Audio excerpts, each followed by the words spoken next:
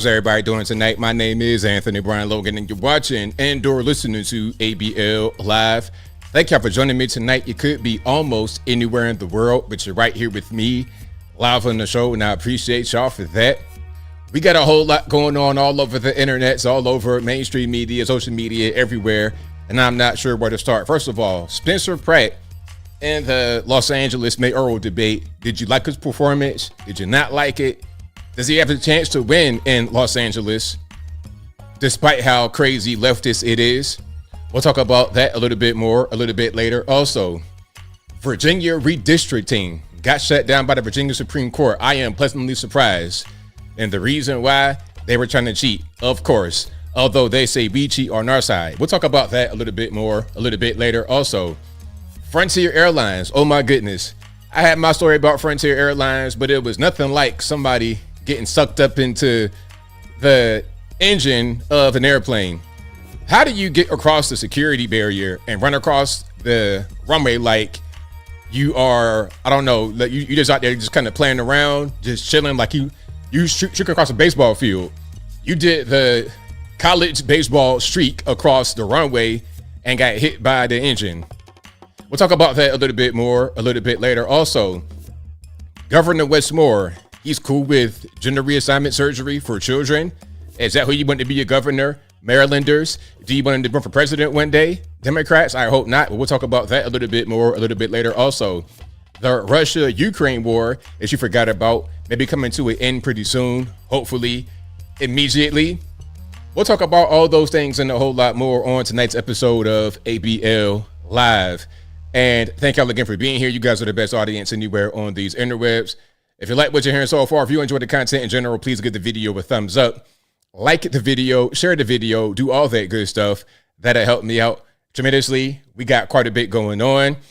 There is a lot happening. Shout out to you guys for rocking with me again. I appreciate y'all for being here. Thank you guys for watching the Instagram live I put up on, Friday, 8 p.m. And if you want to catch the Instagram live when it's live and interact and participate, you can catch it on Instagram. That's going to be Tuesday at 9 p.m.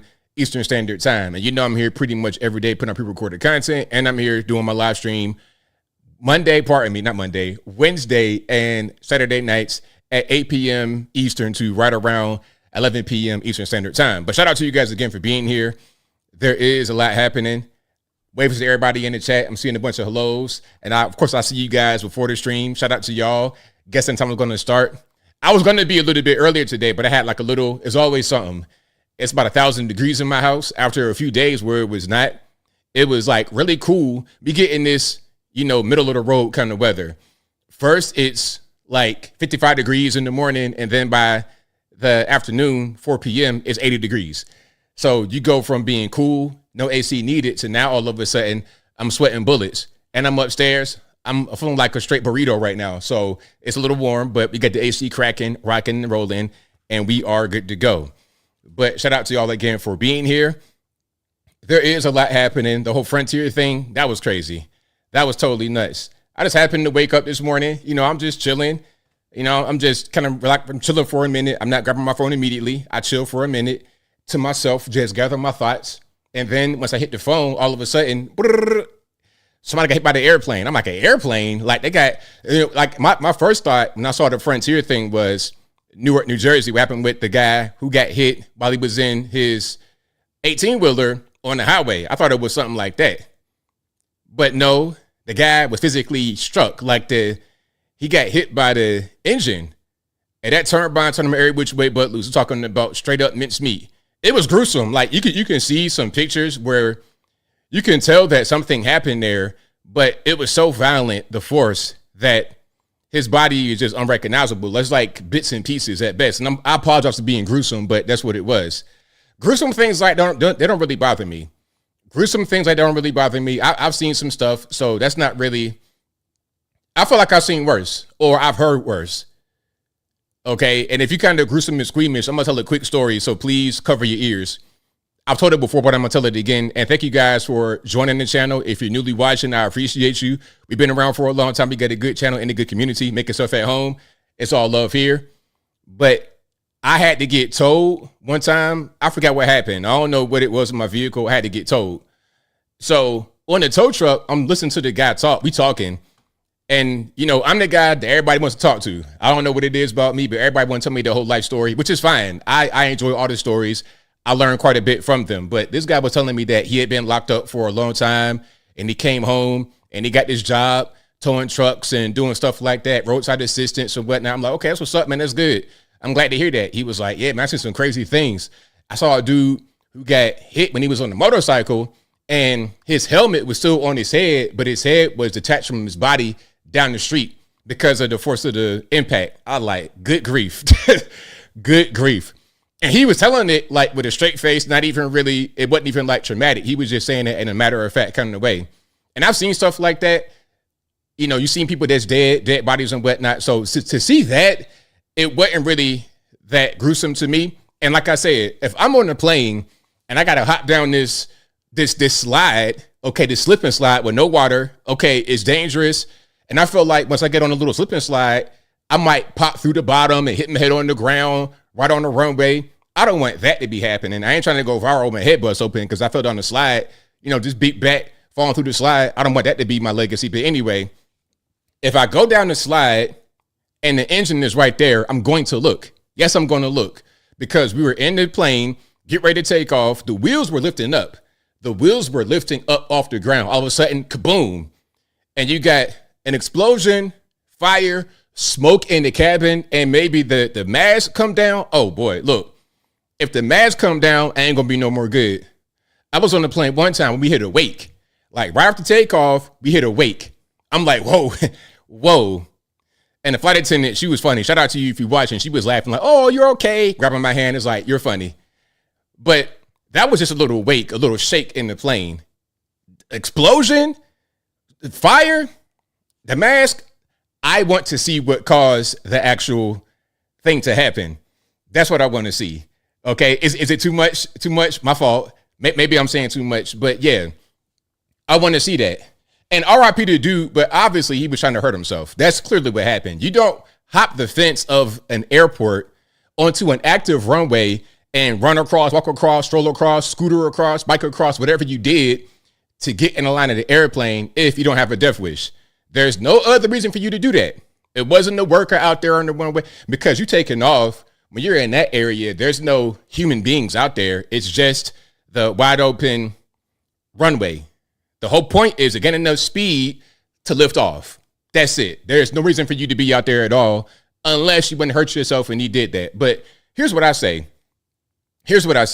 I say that if you want to hurt yourself or do something like that, just go ahead and do it on your own and don't bring anybody else into it. That's what I would say. Just like Justin Fairfax out there in Virginia. Okay, you want to delete yourself. You don't got to take your wife and well, at least he ain't do the Chris Benoit. You could have just taken yourself out rather than taking them out. But anyway, yeah, shout out to all the passengers and all the crew, 224 passenger, 7 crew on board the Frontier Airlines flight from Denver to Los Angeles. Now, I've not been to the Denver airport, and I was reading some of the comments. Some of y'all said that Denver is a spooky airport. There's a lot of stuff going on with it. I think I saw a video about the Denver airport a long time ago, and there was some stuff about the construction, and there's certain pieces of artwork in there, a lot of symbolism. I don't know nothing about that to really speak on it, but I think that I have seen something about that. What do you guys know about the Denver airport and why it would be spooky? And do you think that the spookiness of the airport is linked to this incident? I'm not really sure because people do crazy things all the time. They do crazy things all the time. So, I mean, this might not necessarily be linked to that. People always try to jump from bridges and all that kind of stuff. They got to get talked down. So, hey, it is what it is. You be in Atlanta, that's kind of a common occurrence. Once you get into the perimeter area, inside the perimeter, like right at the gateway of the perimeter, or like Midtown especially, it'd be some dude up on the interstate sign threatening to jump, and you got to shut traffic down, and everybody's already backed up. The traffic already bad. Here you are on the highway sign talking about something, I'm going to jump. You don't got no parachute. Okay. My whole thing is, how about don't do that right during rush hour? How about do that at really there's no time to do it. But if you're going to do it like middle of the night, 3 a.m. Okay, where there's less cars on the road. Don't do that right at 4 o'clock. Nobody has time for that. I'm trying to leave and go from point A to point B. It should take 20 minutes, but because you out there acting the fool on the highway, it's going to take 2 hours. I don't like that. But anyway, shout out to you guys again. I appreciate y'all for rocking and rolling. If you like what you're hearing so far, please give the video a thumbs up. Like the video, share the video, do all that good stuff. That'll help me out tremendously. The video I'm talking about 2-3 weeks ago, what you mean as far as the people on the highway sign or the Newark situation or the one we just had? The main thing was about what we just had out there in Denver at the airport, where somebody decided to hop across the security barrier at the airport and stroll across the runway while a plane was taking off. And of course, he got hit by the engine and obliterated. I'm talking about, I was reading in, what was this? It wasn't LA Times, but it was a California-based newspaper or a news station. And they said that he had, quote unquote, been partially consumed by the airplane engine. I'm like, consumed? That's crazy. But anyway, Matt says, I live by the Denver airport, big blue horse with fire eyes named Lucifer guarding the airport. Well, hey, there we go. Yeah, that's pretty suspicious. That's most certainly suspicious. I would say that. If I see that entering in your airport, I would not feel very comfortable. I would not feel very safe. I feel like I'm in the wrong place. I need to go somewhere else. It could be someone up under that mountain that they're on. I don't know what's happening. If you want to hide something from somebody, put it in the mountain, or especially you could put it underground and nobody would know it's there. And if you got high elevation like Denver has, like 4,000 foot, you could put whatever you want up on the ground and nobody would know. Nobody would have any idea. My fault, Jeff. Was that gross? I'm sorry. My fault. But shout out to you guys. I appreciate y'all again for rocking and rolling with me. But Frontier, people talk about Frontier being the new Spirit. I've seen that quite a bit as well, but I've flown Frontier and it's not a bad experience. Frontier, in my opinion, is like a Delta without the bells and whistles. The planes are nice. The staff, they're nice. The flight attendants, everybody, they're good people. I like it. It's a good experience. Now, of course, with Frontier, you're going to have the same issue that you're going to have with Spirit to a certain extent, which is a caliber of person. I think Spirit may be more popular, especially among certain routes that they fly, than Frontier is, which is why you're going to have a higher concentration of those kind of people on Spirit rather than Frontier. But now that there is no more Spirit, they're going to migrate to other places, other airlines like a Frontier, potentially, if they fly their route, or they're going to be on Greyhounds and whatnot. Okay. But I've never been on the Greyhound or Amtrak as of yet. And I definitely don't think I'm going to go now. And I barely get on the subway. The MARTA in Atlanta, I would never. I'm not trying to smell urine on my feet when I get in the actual subway car. I mean, if my car breaks down and it catches on fire, and I got no other alternative, I hop on the MARTA. Okay, give me a little hazmat suit, some plastic boots, and I'm good to go. But beyond that, I think I'm good. I think I would rather not do that. But yeah, shout out to you guys. Hold on, let me read some more of these here before I keep on moving. Underground base there. Yeah, I wouldn't be surprised because you got the elevation, 4,000 feet. What they say, the Mile High City, you got the elevation. You could put whatever you want up underground and in the mountain.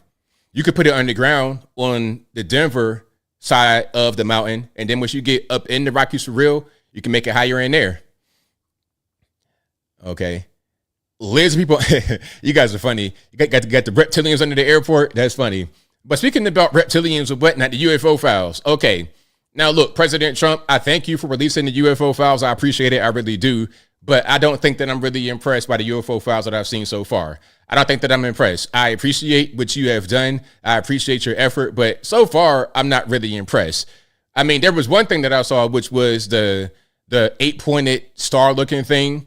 But then someone trying to pour cold water on that, saying that it's a refraction from a lens and whatnot. I don't know what it is, but it looks kind of crazy to me, especially the way it was moving. Like, there's one thing to have an orb or some kind of strange object just present in the sky. But when it's moving a certain way, it's like, okay, that's not really possible. There was one where it was moving through wind turbines in the water. Do you know how big wind turbines are in the water? Wind turbines in the water are as big as a football field each. The blades are tremendously big. They're much bigger than what you see on the land. And wind turbines on the land, if you got a wind farm on the land, it's pretty big. The turbines themselves are humongous, but the ones out in the water are colossal. The ones out in the water are colossal to the point where they're disrupting some of the the maritime life, the whales, I think, were getting beached more than usual where you have wind turbines. So that orb was just maneuvering through that like it was nothing. That the speed in which it was doing it is impossible by what we know with as it relates to physics. Our knowledge of physics, what we know in the general public as relates to physics, does not compute when you're looking at something like that. So these are released by the government, which means I would think that they are authentic, unless they're just fakes that the government's putting out. But I would hope they didn't do that. Why would you put out fake stuff like that? What would be the purpose? So I think we got some real videos. The question is, what are they?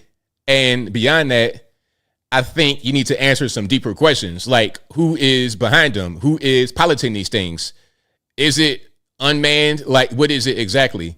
Like, let's explain what's going on rather than just releasing the videos, because that's a good first step. But now I want to know more. Okay, where the reptilians at? Do we have them here? Are they among us? Do we have clones? What's happening? Is They Clone Tyrone a real movie or what? And if you have not seen They Clone Tyrone, you gotta check it out. It's a funny little movie. It's the narrative alone is what makes it a recommend for me, although it's not necessarily a memorable movie. It's not really a quotable movie, but the narrative is pretty interesting. But is it like that? Do we have that going on? There has always been speculation about celebrities getting cloned. You know, like, can we go down that road? If we can't go down that road, then I'm kind of yawning. We know that we got unidentified craft, but now what? So we're going to see. Tim Burchett says that what we have seen so far from the UFO files is the tip of the iceberg. It's not really much. And I think that he's correct. And I hope that we see a lot more. And speaking about Tim Burchett, hold on. I see a comment. Lindsay Dunbar says, ABL, I've got so many pics and videos on my phone from over the past 5 years out here in the Pisgah National Forest, all sorts of orbs, UAPs, and some interesting sounds at night. I mean, Banshee. Hey, I don't doubt it. Lord Spike Protein says, one question Tatum asks, why are they here and where are they going? What's the purpose? Interesting questions. I remember the TV show V. Vaguely, I remember the TV show. But now, if they're here, I think they already been here. I think that we just have different things happening on Earth that we don't know about. I don't think it's about flying saucers from a different planet. I don't think it's something like, okay, they got a base in Mars and they just came to Earth. I don't think it's like that. I think they've been here for a long time. They've been here longer than us, and we can't really understand what's happening. That's my opinion. But like I said, let's get some more. Them little grainy videos, I can't do nothing with it. That's a good start, but that's just icing that is on the cake. It don't exist. Okay, hold on. I haven't seen the UFO videos. Yeah, check them out. I think the government released them. They go to the website. You can check them out right there. For sure. All right. You don't believe it, though? You think it's fun, but you don't believe it? Hey, I understand. I get it. It can be entertaining, and I think that there's something to it. But hey, if it's not, then it's still entertaining. But I think that we don't know what we don't know. But speaking about podcasts and whatnot, Tim Burchett, he was on Joe Rogan. If you have not seen Tim Burchett on Joe Rogan, you got to check it out because, of course, the talk was about UFOs and UAPs. But if you ever hear politicians just talk kind of off the cuff, they get very real very quick. They get straight to the brass tacks, straight to the reality of the matter. Talking to a politician who is honest can be scary, which is why they lie so much, because the truth is more soothing to the general public. Pardon me. A lie is more soothing. It's more acceptable to the general public than the truth is when it comes from a knowledgeable person. When you're dealing with these politicians, you're talking about big brain people. They know a lot. They know where all the bodies are buried. They know more than you do as a regular civilian. So when they're speaking openly, it can be eye-opening and a little bit scary. And some things that he was saying could be a little bit scary to some. Like they said, they had briefed Jimmy Carter, the former president, on UFOs and UAPs, and he broke down crying. That's what they said. Now, Jimmy Carter was in the Navy, if I'm not mistaken, and he was on a submarine and saw a UFO. So if what they told him made him cry, then you got to ask yourself, okay, what's happening? What was he really told? But he was saying a bunch of stuff. He was saying a lot of stuff that was not even related to UFOs and UAPs. He was talking about how they set honey traps and honey pots and stuff like this. You know, the whole Eric Swalwell situation and how they can blackmail you. You know, like you got to check that out. That was a really, really good talk from Tim Burchett, our great House rep out here in Tennessee. And shout out to all my Red Kingdom residents, my Tennessee on down, South Florida, Georgia, everybody, Texas, Louisiana, Oklahoma. Shout out to all you guys down here in the Red Kingdom. We got the best place to be. We are where everybody wants to be right now. We got the hottest state. We got the hottest part of the country. We got some of the hottest states, and we got the hottest part of the country right here in the South. You know, Democrats matter about redistricting, talking about it's going to negatively impact Black Americans, but how does that make any sense when the majority of Black Americans live right here in the South? Black Americans do not thrive on the West Coast. We do not thrive in the Northeast. We do not thrive in the Midwest as much as we thrive down here in the South. And that's a fact. When you go to a place like California, there's no Black colleges, no Black institutions. You're a Black person out there, you're pretty much on your own. Nobody cares about your plight. If you got any kind of civil rights issues or whatever, who cares? So what? Get over it. That's pretty much the attitude out there. But you come out to the South, you get a lot more backup, a lot more support than you would out in California. The way it is in California, in my humble opinion, especially in the city areas, if you are not like at top of the top, you're pretty much out of luck.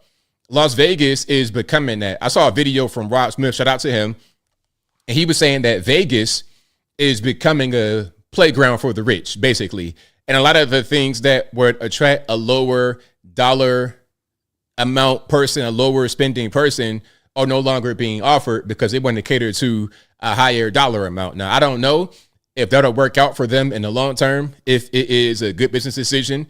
Maybe they think the volume of everyone coming from all tax brackets is not worth a headache, and they could just target a more niche, a higher tax bracket, and then they can make just as much money or more. I don't really know, but that's what's happening because California is becoming a place for the rich. And if you are not a rich person, hey man, you got to get it how you live. You're pretty much in the category of an illegal alien, especially in the city areas. Hey, I'm seeing videos of what's happening in San Francisco. The things that are going on there are ridiculous, and some people are in denial. When I tell people about what's happening in Los Angeles, San Francisco, the open drug use, hey, I saw a video. I'm going to play it for you later. I saw a video where you had open crack smoking right in front of some place where they're able to go get EBT. It's like they were openly exchanging like food stamps, physical paper food stamps for cash, and then going to buy drugs and lighting up that crack cocaine right in broad daylight. It's like, this is complete madness. I could never live in a place like this. Some will excuse it and say, oh, ABL is only in one neighborhood. Never have I ever in my life. And I'm from the hood. I've never seen nobody just get geeked up in the broad daylight like that outside of a school or something. That's unheard of. I mean, come on. Do you crack smokers have no shame? Do you meth monkeys have no shame? Back in my day, a crack smoker would have the decency to go into an abandoned building and get geeked up, not right in front of Bob's used car dealership in Los Angeles. It's ridiculous. But hey, you could do that kind of thing out there in California. And I said it before, you get a little bit too much freedom in the great state of California, a little bit too much freedom. You got freedom to do certain things, but not other things. You want to water your lawn? Oh, okay, well, we got to have a conversation about that. Hey, man, hey, don't be, watering grass. That might be a little much. We gotta conserve water. Okay, we didn't have any water in the reservoir because that was our mistake. We did it on purpose, but we got to conserve water. But if you're Gavin Newsom, if you're Jeff Bezos, do whatever you want. It's fine. Jeff Bezos has a hedge the size of a building in front of his house. Like, it's nothing. You could do that. You can do whatever you want, but you got money. Again, it's becoming a place for the wealthy. It's becoming a place for the rich. And if you don't have it, then, oh, well, you're going to be at the bottom of society. You're going to have really high class stratification, very high class stratification. But hey, watering your grass, you're going to have an issue. You want to smoke crack outside? Totally fine. And that's not a rich privilege. Anybody can do that. You can come from all over the world, all over the country, illegal alien. It doesn't matter. You could be an illegal alien from halfway around the world and go smoke crack and get paid to do it. What crack smoker wouldn't want that? The freedom to be outside and get paid and do what they enjoy. in sunny Southern California. Why not? That's the mentality. And I can't do with it. If you're a tourist, like let's say I go to your particular neck of the woods, right? You say, hey, ABL, come on down to the spot, man. It's a good tourist location. And let's say we go out to a restaurant and we eat outside on a little patio area. You know how it does, like right on the streets. Now, I've been to quite a few downtowns. And one thing I don't like is these outdoor restaurants because you're going to get some nonsense to roll up on you every now and again. Okay. And some cities do better than others. Some cities are like DC was kind of like that at night, in my opinion. Maybe I was not in the mix a lot in DC to see in the daytime, but at night, sometimes you get, Pookie and Keisha want to start fighting outside where you eating. But in a place like Los Angeles, they post it up like it's nothing right next to your table at the restaurant outside. I could never. I can't do it. And then on top of that, I don't want to sit in these chairs because maybe Bob, the crack smoker, was sitting right here just 2 minutes ago getting geeked up. I don't want to have the crack residue on my body. So anyway, yeah, shout out to Los Angeles. I hope that you guys get Spencer Pratt. They want to bring up his past. Oh, okay. Well, if you're going to do that, then fair is fair. If I'm Spencer Pratt, whatever I got in my past, I will own up to it and say, hey, I'm a changed man. That was many years ago on TV. I'm an actor. I'm this way now. I've grown and I've matured now. If I was him, I would handle it like that. Hey, Spencer Pratt, I'm your unofficial PR guy trying to get you elected to be the mayor of Los Angeles, California. Address any past issue you may have had dead on and say, hey, I did that. Yes, I did. But I'm a changed man. And I want to lead LA into the future, into a bright future. That's what you should say. And Gavin Newsom should do the same thing, but he don't want to do that. Gavin Newsom has a checkered past as well. I played the video where I put it on my shorts, I believe, on my social media, where Gavin Newsom had a 19-year-old girlfriend. He was 38 years old. Okay. He had a 19-year-old girlfriend when he was 38 years old, and there was an allegation that he supplied her alcohol. And they asked him a question about that back then, and he got mad and stormed off and threatened the reporter and all kind of stuff. Okay, so Gavin Newsom, you got to atone for that. And not just your distant past, Gavin, but also your recent past. You handled COVID-19 poorly. We don't forget about French Laundry. You told everybody to stay in quarantine and 6 feet apart, mask up. Meanwhile, you were at French Laundry with your wealthy colleagues who were also in healthcare with no mask on, not 6 feet apart. So you tell us one thing or you told them one thing. You didn't tell me nothing. Hey, check it out. Gavin Newsom, you told them that, but you didn't tell me anything because I'm not going to abide by whatever you say. I'm not going to do it. I'm simply not going to do it. So don't even worry about it. And speaking about not abiding by what a Gavin Newsom would say when it comes to shutdowns, lockdowns, or whatnot, how about the Hantavirus? Now, look, I am not scared of the Hantavirus. I was not scared of COVID-19. I'm not scared of the flu. I'm not scared of anything. Nothing. Okay, I done already had guns in my face. The Hantavirus is not a pistol, and I wasn't scared for the pistol. So the Hantavirus, look, I don't want to hear anything. They're talking about we got to develop a vaccine. I was like, okay, y'all going to take the vaccine. Y'all going to take it. Not you guys watching, but those who want it, those who are clamoring for it, y'all can take the vaccine. Go ahead and get that. You could be Resident Evil in this thing. Hey, if it's Resident Evil or something like this, I got my weaponry. I'm already ready. When you turn into a whole monster, okay, when you turn into a zombie, okay, I'm already ready for the zombie apocalypse. I'm not going to take the vaccine that makes it happen. I'm exaggerating, but I'm being serious because we've seen injuries, at least, maybe not zombie apocalypse, but we saw injuries from the COVID-19 vaccine. 18-year-olds, 19-year-olds, healthy, ready to go to the military, passing out, going to the hospital. Oh, what's wrong? Oh, we got myocarditis. Myocarditis. This young man, 6 foot tall, 185 pounds, a unit. The picture of perfect health. Eating right since he's been a little boy. His parents are bodybuilders and vegans and all this kind of stuff. But then all of a sudden he passes out and has to go to the hospital because he got a heart problem.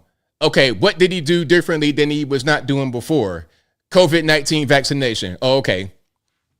If you feel comfortable getting the vaccine, knock yourself out. I'm not here to say that you shouldn't get it. I'm just saying that I'm not going to get the COVID-19 vaccine.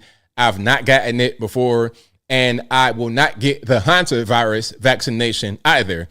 But if you're LGBTQ element of P, X, Y, and Z, I suggest you get the monkeypox vaccine because you need that. Hey, if you're an LGBT man, get the monkeypox vaccine because you need it, but I don't need it because I don't do what you do anyway. But yeah, no vaccines for me. I don't even really take medication. No Tylenol, Advil. I've not done that in so many years. So many years. I'll do a natural remedy. But before I do any kind of like over-the-counter medication, I'll do ginger tea, green tea, honey. Manuka honey is very good for you. Like what I do, my concoction for any kind of respiratory issue, any kind of cold or whatnot, get you boiling hot water, green tea. Costco has a green tea with matcha. That's pretty good, but I'm not necessarily a big fan of matcha, but I think it's good for you. Anyway, you could get that, or you could just get something, any kind of tea. I like oolong tea. That's pretty soothing. Peppermint tea, also very soothing. Get some of that tea. Get you a scoop of that Manuka honey. Throw that in there, and you good. Okay, get you a soup. Make a homemade soup. Not the canned soup. Get a homemade soup. Pretty easy to make. Throw some cayenne pepper in there. Hit that. Bang that back with the hot water. Scald right here a little bit, and you be good. Yeah. That's my remedy for any kind of issue. And I don't take those remedies often because I don't really get sick. Yeah, boil some tea. Okay, definitely boil some tea. You got to do it. Lisa says, you sound like my boyfriend. He'll only take Nexium and ibuprofen. Yeah, and I don't even do that. But I understand where he's coming from because people become hooked on these different over-the-counter things to make themselves feel better, but they're not attacking the root of the problem. It's like, okay, if I know how to fix the issue or make it subside without medication, then I'll take that route. If I know how to prevent it, then I'll take that route. I wouldn't intentionally, or how can I say this? I would not intentionally not prevent the issue only to patch it up later with some type of medication. To me, it doesn't make any sense. Prevention is going to be half of the battle. But shout out to you guys. I appreciate you for rocking and rolling. If you like what you're hearing so far, please give the video a thumbs up. And you know what I used to do? I used to do vitamins, but I don't do that much anymore because I got such a nutritious diet that my vitamins are in my diet. I think if you have a lack of access to nutrient dense foods, then vitamins could be a good supplement for your diet. But if you have nutrient dense foods ready and you eat that consistently, you'll be fine. You don't need the supplements or the pills or anything like that. Okay, ivermectin, that's right. Ivermectin is also good. Yeah, people had COVID-19. I wrote the article that went viral back then, right when COVID-19 was happening. I wrote an article that went viral. They tried to take my Facebook page. YouTube didn't like it. It was all kind of stuff going on. Okay, it was all kind of stuff. They didn't want certain remedies to get out there. They wanted us to take their remedy. But it's like, hey, you know what? We have the ability to make our own decisions. Not everything must be dictated to us by the government. Now, some of us want the government to be involved in everything. They say, all right, well, if the government didn't say it, then I don't trust it. But that changes when you have a president in there you don't like. Then you don't listen to what the president says. And if you got a Barack Obama in there and he says something, you're going to roll with it. But if you got Trump in there, he says something, you're against it. Why? Because the TV told you. I mean, you might as well just Google what your issue is and figure it out that way. If you're going to believe TV anchors, why not believe what Google says? But anyway, shout out to you guys. I appreciate y'all for rocking and rolling. If you like what you're doing so far, please give the video a thumbs up. What am I talking about? Jim Crow? Come on, man. Don't be a troll all your life. At a certain point, you got to be an adult male and get out of the house. You know what I mean? You don't got to be a troll all your life. Hold on. Cargex says, hot psoriasis bad for 55 years. Ivermectin cured me. 99% gone. There we go. Shout out to you. See, we got some real testimony of people being healed by these things. Now, I'm not necessarily the biggest conspiracy theorist in the world, but maybe they don't want us to have these things because the money is in Big Pharma. Big Pharma says, hey, we're going to have this medication and we're going to produce X amount of money from it and prescribe that to the public. Anyone who says that we need an alternative that could fix the problem that is cheaper, then we don't want that information out there. That's what I think. Because people, again, We don't need the government or these governmental agencies to dictate everything to us. They can give recommendations, they can give us guidance, but ultimately it's up to us what we do with our lives, including what we put into our body as far as medication. And like I said, the COVID-19 vaccine, from the beginning, I don't care if Trump said it was good, if anybody said it was good. If Jesus Christ himself came from the sky and said, hey, ABL, take this vaccine, it'll work out for you. I'll be like, okay, thank you, Jesus, but check it out. Can I get another source? Can I get a second opinion? Can you call Paul on them down here to have a roundtable discussion? Another dinner, perhaps? Like, let's get the full thing. Hey, as a matter of fact, I can go to French Laundry with Gavin Newscomb and talk about it there. Let's have a full podcast with Jesus and friends, and let's figure out what's really good. But anyway, shout out to you guys. I appreciate y'all again for rocking and rolling. Oh, okay. Virginia redistricting. Hey, Virginia, y'all are so funny. You guys are so funny in Virginia. It's crazy. Y'all try to do the little okey doke. Let me explain the Virginia thing just briefly. Again, I know I said it in my video, but I got to explain it again. So Virginia tried to redistrict the state, which was previously a 6-5 split in favor of Democrats for House reps to go to the U.S. Congress, to a 10-1 split. Now, this is their projected split. It may not go that way because you can have an election and there could be a fluke. You never know. But they drew most of these new districts, all emanating from Washington, D.C. The craziest district was the one that went from DCA Reagan Airport in Arlington, which is right on the Potomac River, right across from D.C., right in the old D.C., because as I said in my video, D.C. at one point was shaped like this. Okay, you had land in Virginia and land in Maryland, and you had the Potomac in the center. When D.C. was created, Virginia and Maryland ceded land to the federal government to create it. So it was like this. But at a certain point, shortly thereafter, Virginia took their land back. So that's why it's like this on the Potomac, or like this. This part right here is not there because that was previously DC and Virginia. But Virginia said, okay, we're going to reclaim that. We're going to re-annex that land. But in their previous DC in Virginia on the Potomac is a DC Reagan Airport. And that district that would start right there, the proposed one that would start right there, went all the way down to my neck of the woods in Hampton Roads metro area. It went all the way down. If you guys know Virginia, it went all the way down to like Gloucester Point, all of that, like Middle Peninsula, all that. Like, matter of fact, I think it went all the way down to the peninsula, to like Newport News, like Warwick. It's like, come on. That is so far away. That's a good at least 2.5 hours away. It's like, come on. That's ridiculous. You guys are trying to gerrymander, and it didn't work. Ha ha. It didn't work. Louise Lucas selling weed out Portsmouth at 82 years old. You had to be ashamed of yourself. You had to be ashamed of yourself, Louise. I mean, anyway, man, Portsmouth is a mess. Like, I grew up in Portsmouth for a lot. Portsmouth from like 88 and 98. That's when I lived in Portsmouth. And anytime I was not always there, I'm in West Virginia sometimes, I'm in Roanoke sometimes, I'm in Northern Virginia, Richmond sometimes, but that was my home base in Portsmouth. Portsmouth was always like a dead end for a lot of people. A dead end. If you got some money, you're in the military, you could be okay. But if you're a local and you just there in Portsmouth, it could be a dead end. You could be there forever and never become anybody. It's a mess. And under her leadership since 1992 to this day, Portsmouth has not really improved. They got the casino, but they killed downtown, and they got weed shops. It's really sad, to be totally honest with you. It's really sad. There's been not much innovation there. You got guys trying to renovate and improve Portsmouth, but it's a shame. It really is. And part of what she wanted to do, rather than helping her constituency out there in Portsmouth, out Pistol City, she wants to try and redistrict the state to go 10-1 in favor of Democrats, to send more Democrats to the U.S. House. But it was unconstitutional because of the way that they did it. Virginia has good laws. It's an old state, and these laws have probably been there for a long time, but they make sense because they understand the tendency of human beings to do funny little slick stuff like this.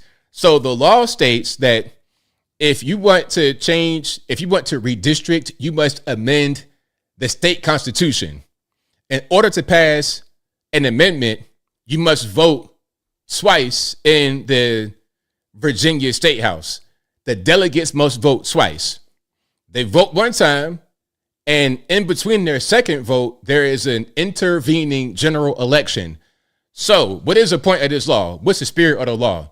The spirit of the law says that the voters have the right to know how you voted previously on an amendment before they vote for you in the general election.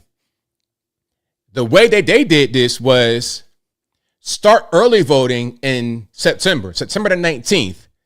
It started early voting. Election day is November the 4th. This is a very long time. This is almost 2 months. This is ridiculous. Okay, it's a very long time. But the first vote to amend the Constitution from the delegates did not happen until October 31st. So by the time they had their first vote to amend the Constitution, 40% of the electorate had already voted. The spirit of the law is to allow all the electorate to know how you voted on an amendment before they voted. But 40% already voted before anybody had that chance.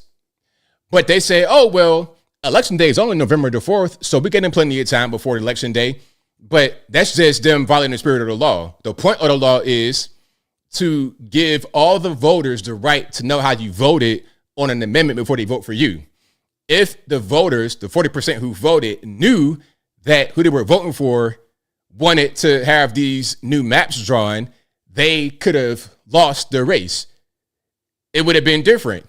So when you had a second vote, it would have failed because you would have had new guys in there. That's how it works. That's the way it's supposed to work. But they were just being funny with the law, which is nothing but Northern Virginia, DC politics oozing into Virginia. And you know what? The reason why this is happening is because the government has gotten so big, it's gotten so monstrous that Virginia is basically DC. The entirety of Northern Virginia is DC. Back in the day, it was not like that because it was a true district. You lived in this little area, you worked for the government. It wasn't supposed to be, you got Northern Virginia all the way to Charlottesville and Fredericksburg and West Virginia Panhandle. When I was out there where Tim Pool is, in West Virginia in the Panhandle, it felt like it was DC or like the DC suburbs, like the far-reaching DC, Maryland suburbs, because a lot of those people would be in DC. And I went to their little town they got, Charlestown or whatever, and I'm looking around at the people, and I could tell there's a lot of DC people here. I could tell by looking at them, the way that some of them recognized me. They already knew what it was. I'm getting weird looks. I already know you. I already know what's going on. I know you subcontractor for General HB23 NGO, whatever. I know what you are. And that is why Virginia is the way it is, because of Northern Virginia, the reach of government. But shout out to the old laws in the Commonwealth of Virginia that prevented this from happening. And shout out to everybody out there in Virginia. Hopefully you can take the government back. Hey, thank God for Elon Musk for thinning the herd a little bit at least. I know the whole Doge thing, maybe it was not what he wanted it to be. He had higher hopes for it, but I'm glad he was able to do something, because the amount of just waste, graft, just ridiculousness, the fraud in DC is out of control. Nick Shirley was in, not Somalia. He was in Minnesota, AKA Somalia. He was in Minnesota doing the whole thing about the fraud. Then he went to California. But the belly of the beast for fraud is Washington, D.C. Oh, my Lord. And sometimes it's not even fraud. It's just laws they pass that are akin to fraud. You see, it's like the law that shouldn't be on the books, a law that is not lawful, but it's there because of the need to engage in fraud. That's the bottom line. There's a lot of people that do all kinds of things, insider trading. We saw that guy who got, I think he got court-martialed, if I'm not mistaken, in the military because he bet on the Maduro raid while he was involved with the planning and operation of the Maduro raid. Meanwhile, you can buy stocks based on what you do in government when it comes to creating law that are going to affect the stock price. Okay, you know you're going to do this operation over here that's going to require these materials to be able to happen. So you can buy and sell stock, which is the same as betting, on that particular piece of information. That's called insider trading. See? So they could do stuff like that, but you and I can't do it. There's a lot of stuff just like that happening all over DC and the metro area, for sure. Brent and Mev says, the only thing I go to P-Town for is Happy Times Food Mart. So where you live, do you live out like on the west side or the east, or on the west of Portsmouth, or like Virginia Beach? Because I can't imagine you coming from like Virginia Beach to go to Portsmouth. If you live in Chesapeake or Suffolk, somewhere like that, and you don't have to go through the downtown tunnel or nothing, then I see it. If you can just cross through like Churchland area, or you can go through what's that, the military highway, that bridge, the Gilmanton Bridge. If you can go Gilmanton Bridge or like through Churchland, it makes sense. Like Chesapeake Square over there. But if you're coming from Virginia Beach, Norfolk, and you're going through the tunnel, I don't really, because you got to pay. And that's something else that they did. So many tolls in Portsmouth. Like Miss Lucas, what's her name? Louise Lucas. A mess. A complete mess. All right. But shout out to you guys. I appreciate y'all for rocking and rolling. Oh, we got hate watchers in the chat. Okay, shout out to the hate watchers. Hey, you know what? I love the hate watchers. Because when you get brand new haters, that means you're targeting, you're attracting new people. So shout out to all the haters. Okay, some of y'all been hating for your whole life on my channel. You grew up as a little boy hating on my channel, and you still here. So I'm glad you still here. Hey, stick with it and you might get right. Stick with it and you might not be an embarrassment to your parents. I got you. Don't even worry about it. But if you like what you're hearing so far, please give the video a thumbs up. Like the video, share the video, do all that good stuff. That'll help me out tremendously. We got quite a few things to cover. But first, before I do that, shout out to auto sponsors. Shout out to patriotpost.us. Shout out to ablmerch.com. Shout out to anthonyblogan.com. All my links are in the description. Go to my website, anthonyblogan.com, for every new video that I post, long form, of course. And for each video I produce, I write an article. In the article, we got sources from the left, from the right, from the center, from the Democratic, Republican, political, agnostic, local, national, international, whatever you want. I got it right there on the front page of the website, anthonyblogan.com. Also, go to the contact page of the website, anthonyblogan.com/contact-us. There you'll be able to find my email address, my snail mail address, my UPS box, of course, my social media accounts, my Facebook, Instagrams, Twitter, never going to call it X, TikTok. All my links are right there on the contact page of the website, anthonyblogan.com/contact-us. And as I always say, if you ever think you were talking to me on the internet or not, you're probably not. If you did not email me directly and I did not email you back, my email is very easy. It's contact@anthonyblogan.com.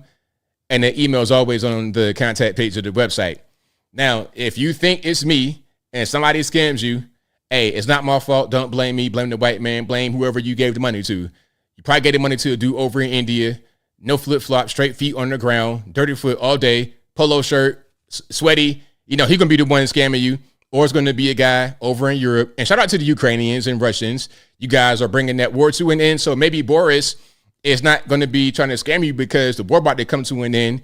You don't have to go out there and try to dodge bullets no more or get kidnapped by the Ukrainian military anymore to go fight on the front line and die in a day. So it might not be them that scams you, but it could be. The Rocky and Bullwinkle type activity is still happening in 2026. Also, it could be a guy over in Lagos, Nigeria. They could straight up clone me. They might have a cloning factory in Lagos. I don't even know it.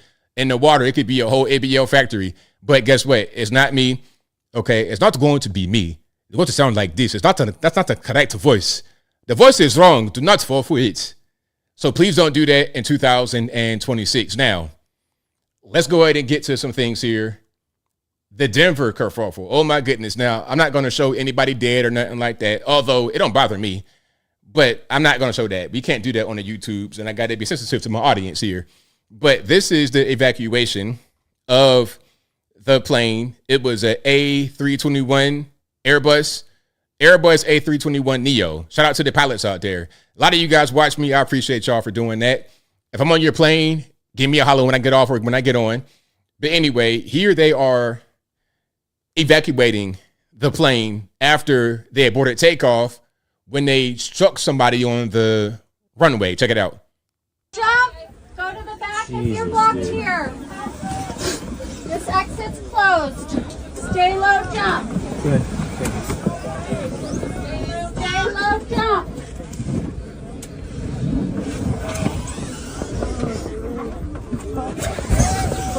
Stay low, jump.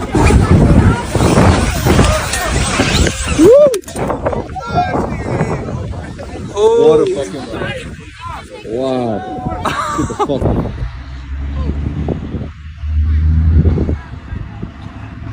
Holy shit. We almost died. That is fucking crazy.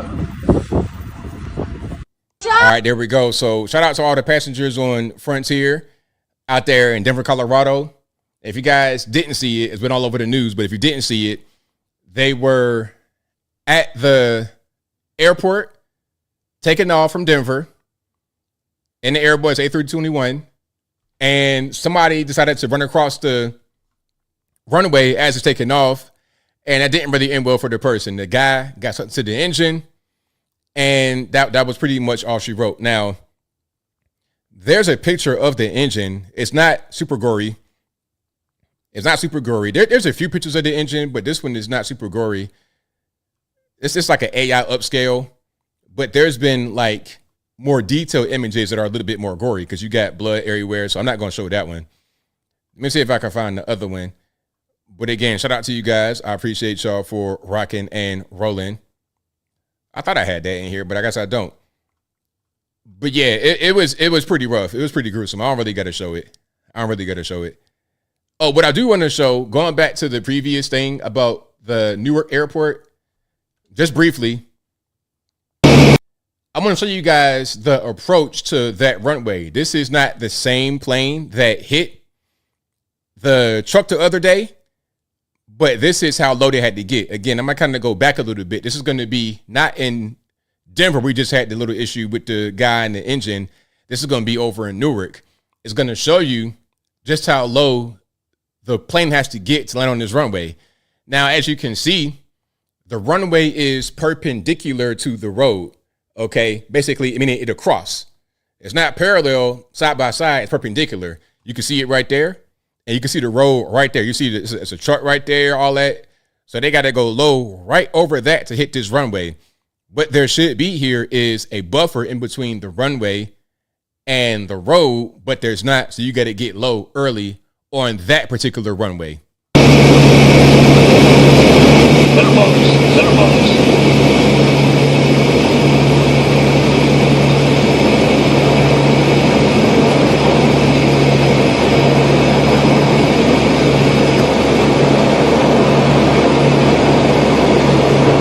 See, it's like right there. Let me kind of go back a little bit. See, hold on. You got the road. You can see the road right here. See cars and stuff on the road, and you can see how low this plane goes. I'm not kind of sure what it's probably a smaller plane. This is not going to be your big commercial jet. They would have to get a lot lower a lot sooner because of the size and the need to have more room to slow down. But you can see just how close they are to the road. It's right there. It's not enough buffer in between the road and the runway. Okay, so shout out to the pilots that fly that and land it all the time safely. I know it can be a skill, especially when you have a really big jet, a big boy trying to land that. Okay, now I don't know what kind of plane that is. So if you guys know what kind of plane that is that was flying, y'all let me know. Hold on, Daytona says, how did the dude not hear the plane before walking in front? Oh, of course, he did it on purpose. He did it on purpose because he hopped the fence. You see, the guy that got hit by the plane in Denver hopped the fence of the airport and walked or ran or got in front of the plane on the runway.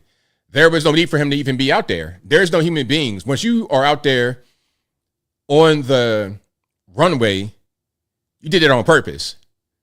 Okay, you're going to have humans by the terminal, close to the terminal, not that far out on the runway, as far as I know, unless they're going to be in the truck or something like that, doing some maintenance. I don't know. Like, there's a reason for a human being just to be out there just loose, lollygagging, and then get hit by the turbine. That's not really a thing. Okay, that's just not really a thing that happens or that should happen. And if it is happening, there's a problem there. Somebody did something wrong. Somebody did something that they shouldn't be doing. And that's exactly what happened here. The guy did something he shouldn't have been doing. He was somewhere he shouldn't have been. Oh, and also, do I have the explosion part? Yeah, I got the explosion part. Yeah, I got this part. I forgot about that to show that. Back to Denver.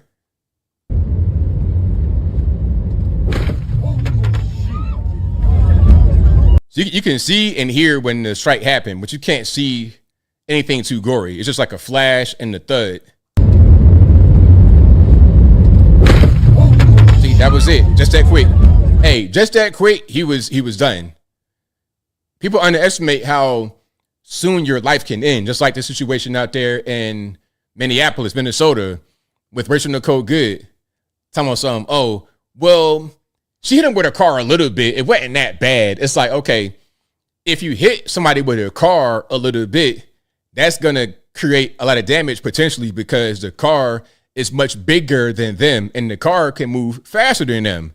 So you're talking about all types of blunt force injuries. And if you get on the ground, if you get hit by a car and you wind up on the ground, it's game over.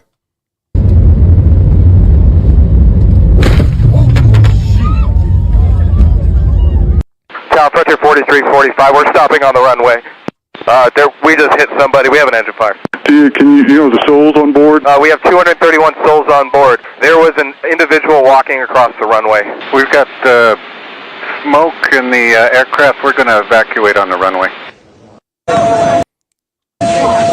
You can see the engine right there. Tore to pieces. Need you all to move away from the aircraft. Holy shit. Yeah, so it's pretty rough. It's pretty rough. But yeah, shout out to everybody for being able to deplane, disembark, evacuate, and get to safety. Now, I'm going to show this UAP right here. And I want you to ask me, what do you think it is? Okay, I'm not saying what it is, what it isn't. I want you guys to tell me what you think it is. Let me know.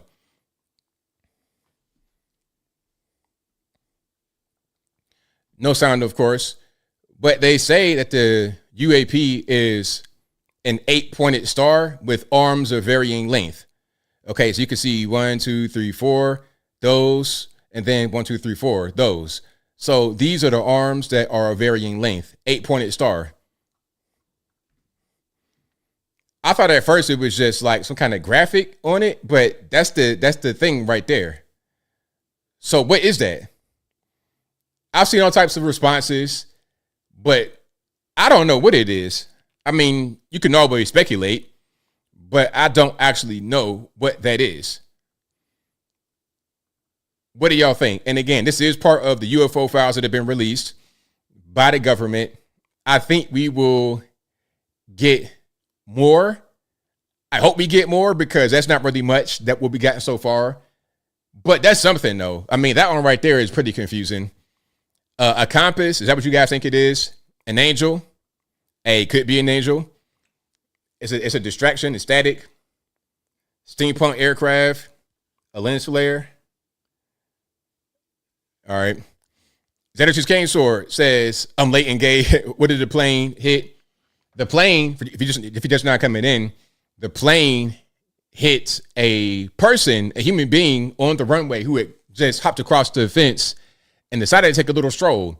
He was like, hey, at 10:30 p.m., you know what I'm going to do for a casual night out in Denver? I'm going to hop the security fence at the airport and just stroll right there on the runway and get hit by an Airbus A321neo and get turned into mincemeat. That's what happened. But anyway, shout out to the aliens. Tim Burchett was on Joe Rogan, and he said something here that people don't think about too much. Their salary is $174,000, but that's not necessarily that much. I mean, it is, but it's not as much as you would think. Put it to you this way. That is a great salary for any American to have, but if you're going to live like some of these DC politicians do, that salary will not be enough. You're going to do some other things to get some of that money. Like, I don't know, insider trading. Okay. There was somebody I was reading. They said that somebody created a piece of automation where you could purchase all the stock members' stock options, and it beat the S&P 500 by like 20%. Like it was better than the S&P 500 at picking stocks. Just follow whatever the politicians buy. If Nancy Pelosi is buying this, you buy that too. If you follow her investment advice, Nancy Pelosi could teach an investment course based on her asset income disclosure. Get whatever she gets and you be successful. But anyway, this is going to be Tim Burchett talking about how 174,000 does not really go that far, especially in Washington, D.C. I sleep on my couch in my office, and I shower in the gym. I don't have a place. I can't afford it. It's too expensive up there. When I got elected with a guy one time, and he said, when we got elected, he said, "Hey, Burchett, I just paid $1.2 million for this place. What do you think?" And I know he was just bragging to me, because no way I could do something like that. And he said, and I said, "Well, probably in a couple of years they're going to say, I can't believe you only paid $1.2 million for it, because the price of that real estate up there is just crazy. It is crazy. And it's a rich man's game. It is really a rich man's game. I sleep on my couch." So there you go. So when he says that, you got to understand, he does not live in D.C. He lives in Tennessee. He lives in Knoxville. So he's able to afford his home and his bills in Knoxville. But to have another place in D.C. is not a thing that's possible when you make that kind of money. You make $174,000. If that's all you do, that's all your money, and you're not into stocks or you got some kind of side business or something like that, then you're not going to be able to afford to have a place in D.C. I mean, he just said the guy paid $1.2 million for a house. 1.2. So how do you pay for a place that's $1.2 million as your second home while making $174,000? It's not really serious. Okay, it's not really possible. Okay. He has a home just in Knoxville, not in DC. Most of your DC people have two residences. They have one in their home state and then one in DC. Some of them only have their DC residence, and it's quite a nice residence. Who was it that had that? Was it Eric Swalwell or Adam Schiff? I think it was Adam Schiff. Adam Schiff is a California rep. Am I not mistaken? Hold on. Let me see. Adam Schiff is a senator from California. Okay, pardon me. He's a senator. So he lives in California, but he lives in DC really because his beautiful home is in DC. And the home is something that somebody who makes $174,000 cannot really afford, in my humble opinion. His home in California is like a P.O. box or something. It's crazy how you got these politicians who hate their own state so much, don't even want to live there. Tim Burchett has a primary residence in Tennessee, not D.C., and Adam Schiff has a primary residence in D.C., not in California. Anyway, if you like what you're hearing so far, please give the video a thumbs up. Like the video, share the video, do all that good stuff. That'll help me out tremendously. So this is going to be Blink 182 frontman Tom DeLonge talking about the UFO files. Okay, I want to hear what he has to say. I want to hear this. I've not watched this. I'm kind of curious to see what he has to say. We just had a big drop of a bunch of government documents on unidentified aerial phenomena today. Just wanted to put out my own kind of perspective on this. I think that this is a tremendous thing that's happening. I think for a bunch of different reasons. Number one, the government is now formally doing stuff. They're formally investigating it, formally reviewing it, formally putting it out. Especially that one of the videos looks like a North Star. I think that's one of the most shocking things I've seen in a long time. We've never seen a UAP actually look like that. But I'm just really excited. I'm really proud. And I think that the net that they are casting right now, they're really getting things done, and the government's taking this seriously. And I'm still very connected to the subject and to a lot of people working on this, and I feel really good about it. I'm really optimistic that this is going to lead to more investigations, to more review. We're never going to get the perfect thing just presented to us on a plate. But this is the process that happens over years, where they keep digging and digging and digging, and they get to the truth of it all. And I don't know. I'm just really, really stoked. I'm really, really proud that the country's leading like this in this subject area. Right on. All right. Stay tuned for more. All right. Shout out to him again. That's Tom DeLonge from Blink 182. Okay. The music in the background. What are you playing? Some old timey tunes. I guess once you get to be a celebrity and you get to be more knowledgeable, your palette music changes or expands. But shout out to him. I hope that they release more. Here's Tim Burchett again talking about there's still more to come. This is him on Fox.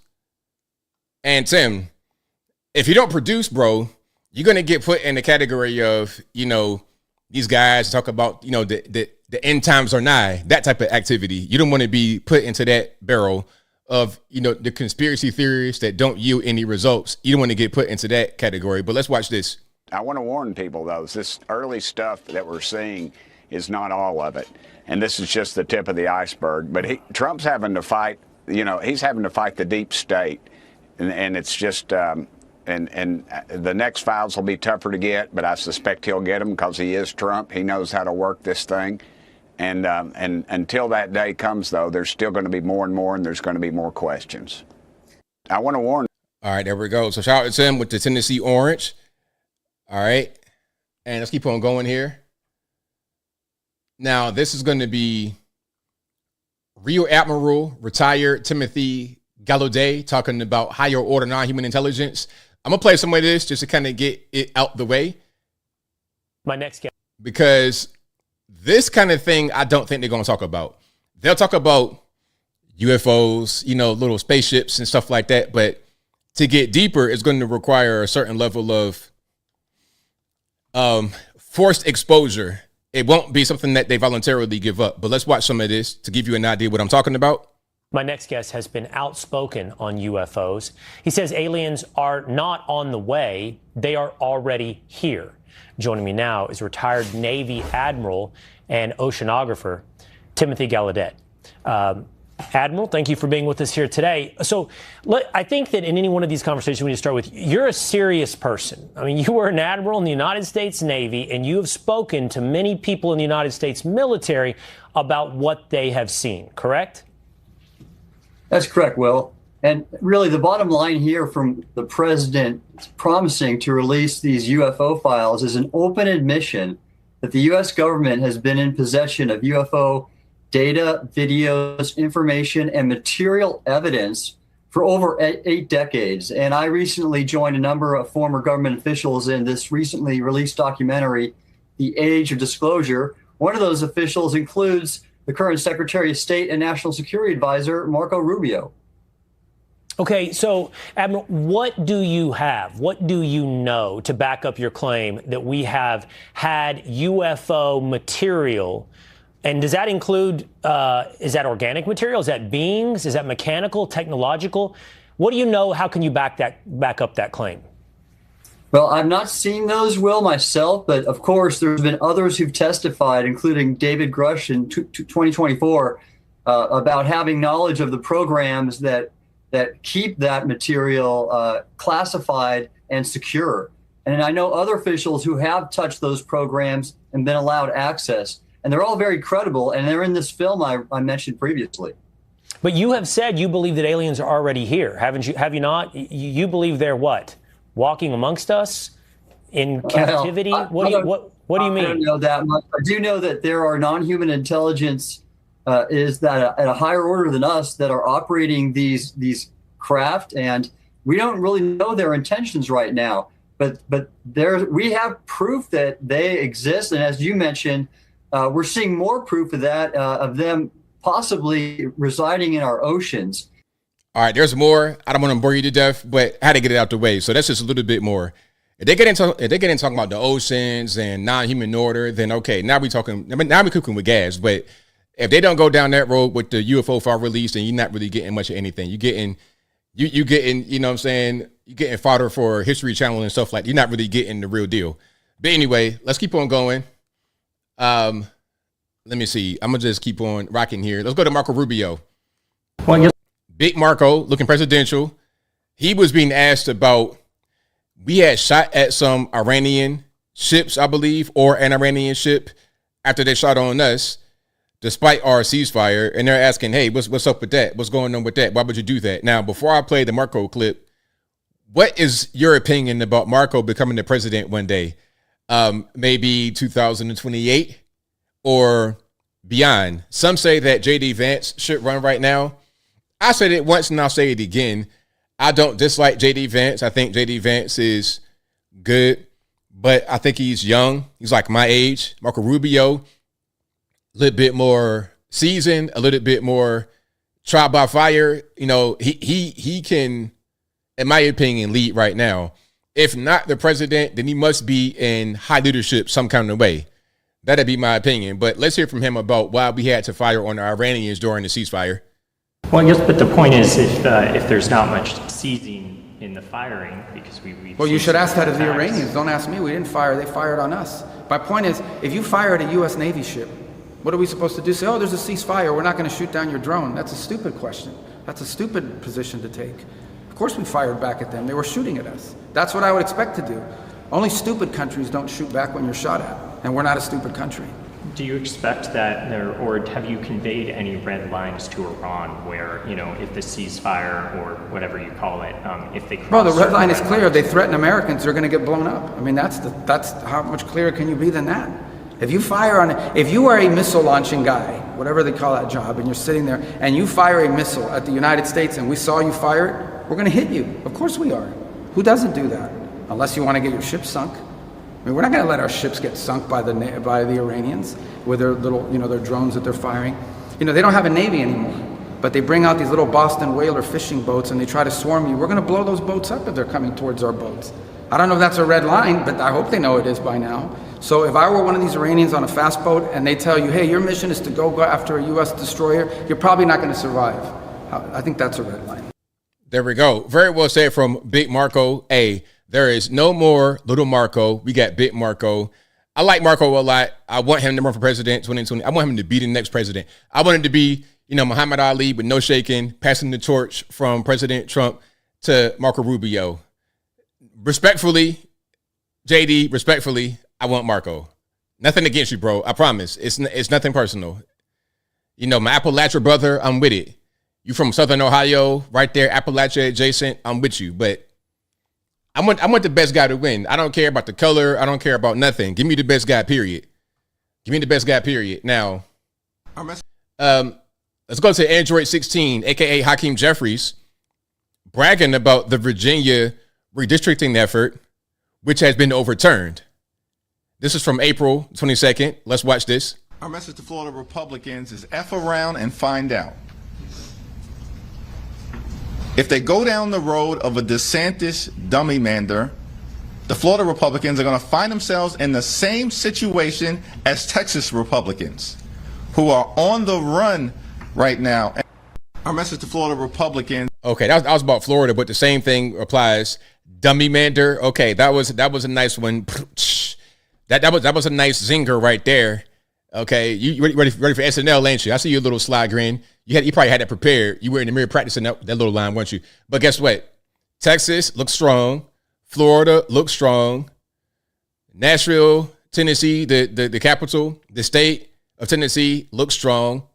And Virginia looks like they were able to thwart the gerrymandering from the liberals, from the left. So yeah, shout out to Android 16 and his attempt at humor.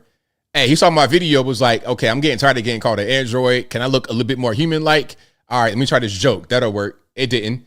Anyway, here is news about the Virginia Supreme Court overturning the redistricting, the gerrymandering with the most ridiculous districts you ever seen in your life.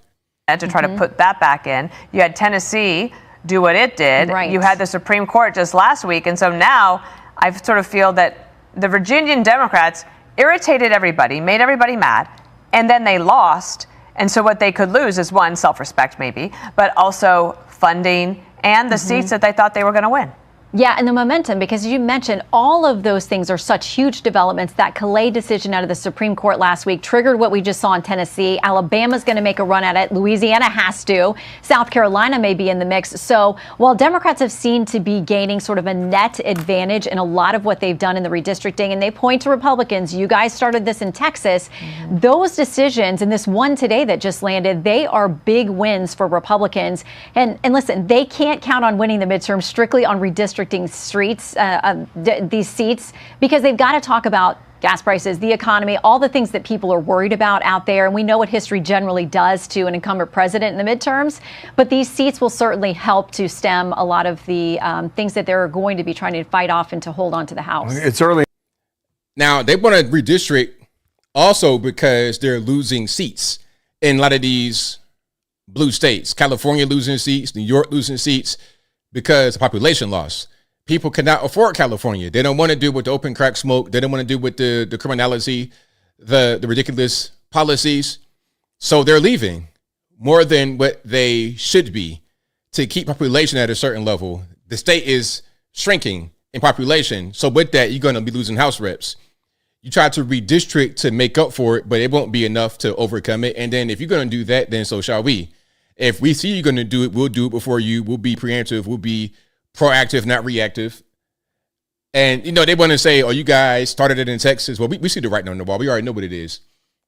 Okay, now, hold on. This is somebody that was out there trying to protest. Okay, a lone voice in the woods. If a tree falls in the woods, but nobody was around to hear it, did it fall at all? Or whatever, you know, the thing. You know how it goes. But anyway, let's watch. Shame! Shame on every single Supreme Court justice who voted to take away our rights as a people to express shame for taking away our ability to tell our things that we want when other states that held game of the nation are doing it without their voters' consent. Shame! Shame! Shame! Okay, so first of all, when the bus came up and drowned her out, I thought that was a beautiful moment. I thought it was beautiful because that's pretty much what I did when I watched it at first. It was like the perfect timing. Right when they drowned her out, I was like, yeah, you go ahead and just end that little tirade right there because you're outside the Virginia Supreme Court mad because they overturned the decision to gerrymander in favor of Democrats 10-1. But you're not mad at the Democrats for attempting this when they clearly violated state law, when they clearly violated the spirit of the law. Again, as I said earlier, the law states you must have 2 votes in the General Assembly of the Commonwealth of Virginia to amend the Constitution. 2 votes. 1 vote just as normal in the General Assembly. And before another vote, you must have an intervening general election.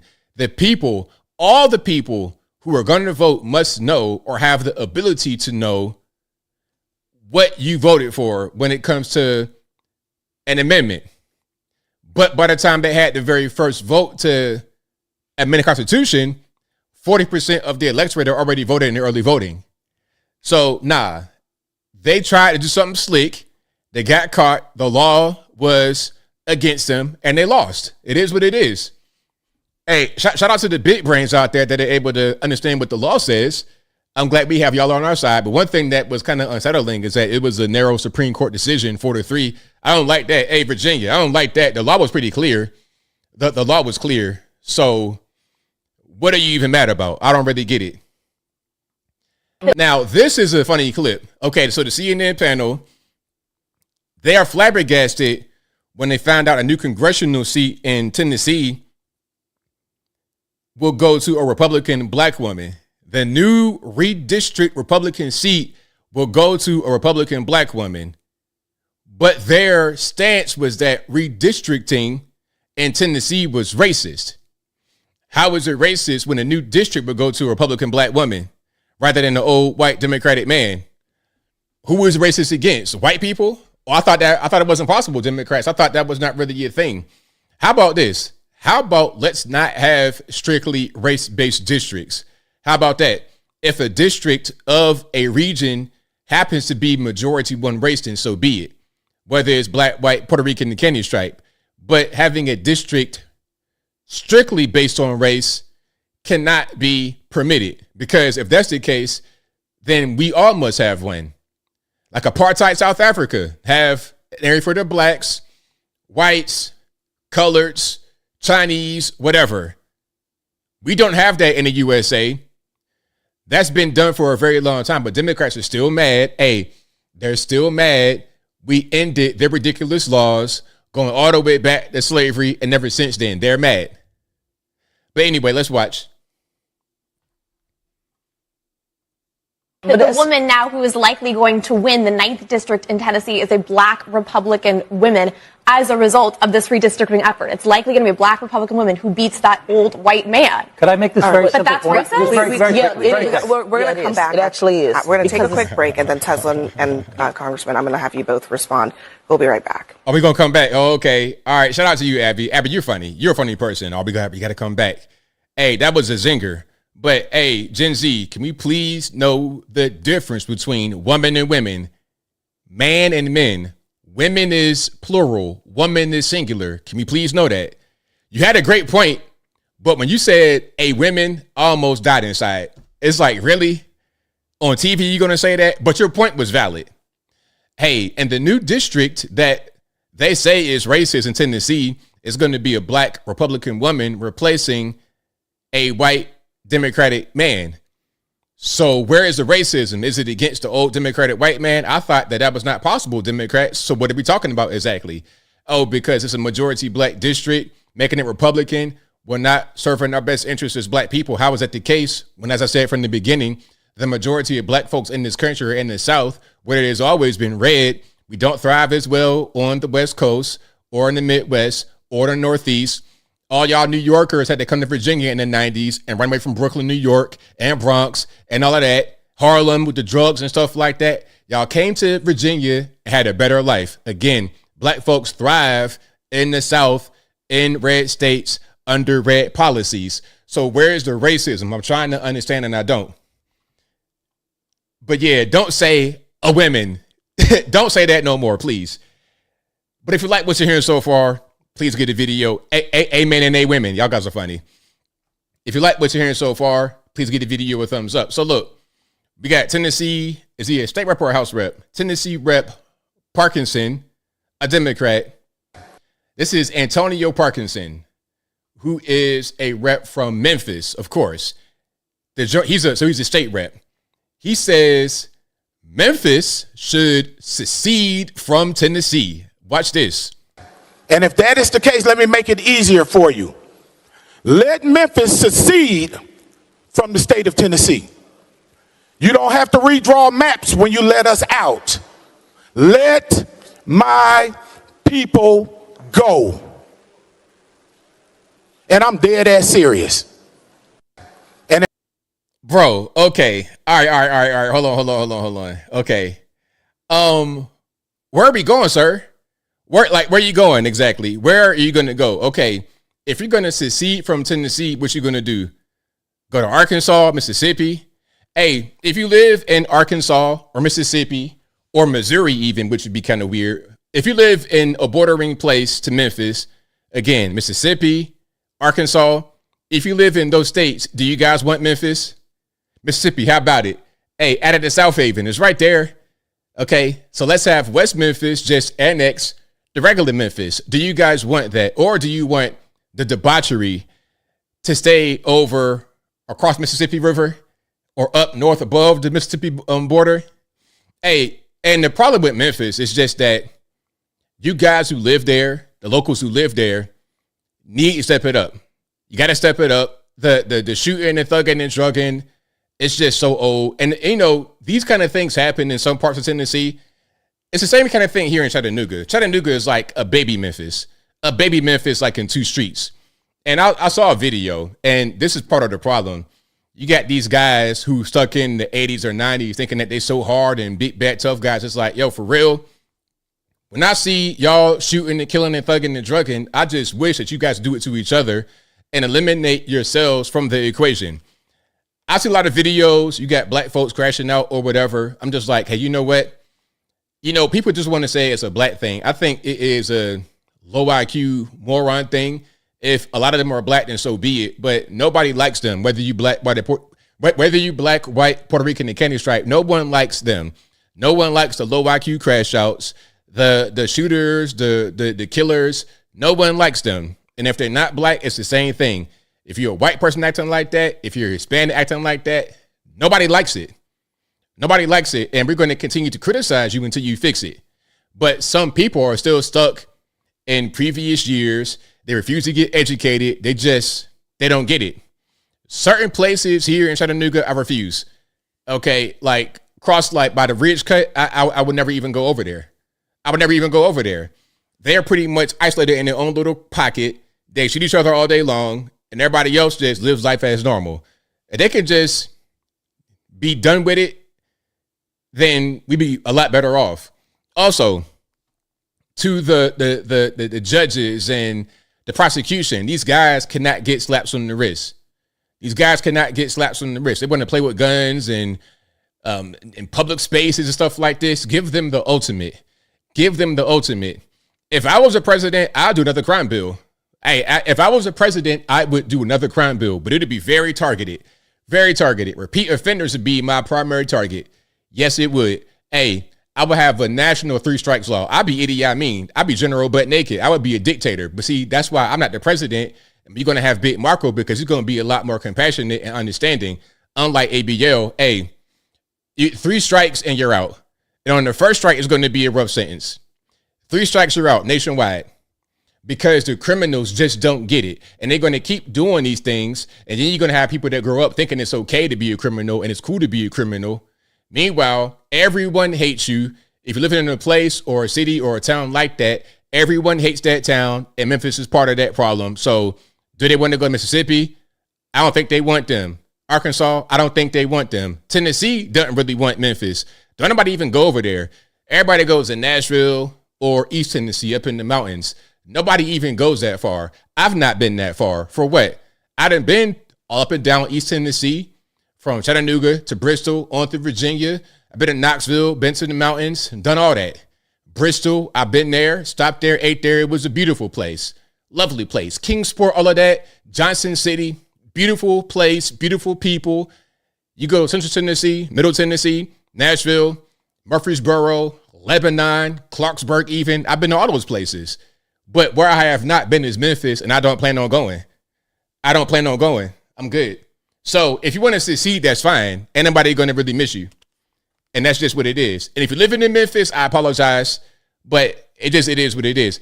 And I'm not speaking about you. I'm speaking about your brethren who refuse to evolve and push forward, like the guy that was just talking right there. He don't really want to evolve. So he's got to go. Now, we got a little bit of cussing right here, so if you got sensitive ears, please cover your ears. But this is going to be that House Rep Justin Pearson.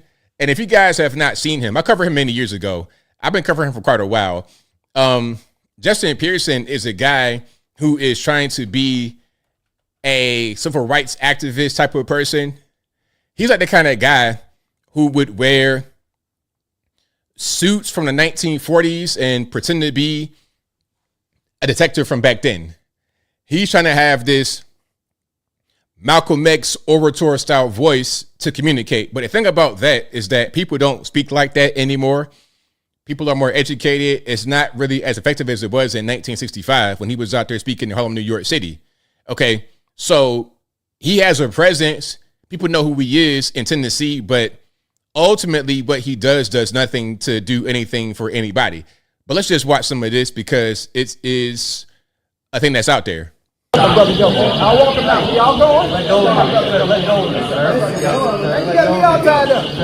Now you got me all tied up. My brother ain't doing nothing to nobody. He ain't doing nothing to nobody. You don't walk out like yourself. Move the back.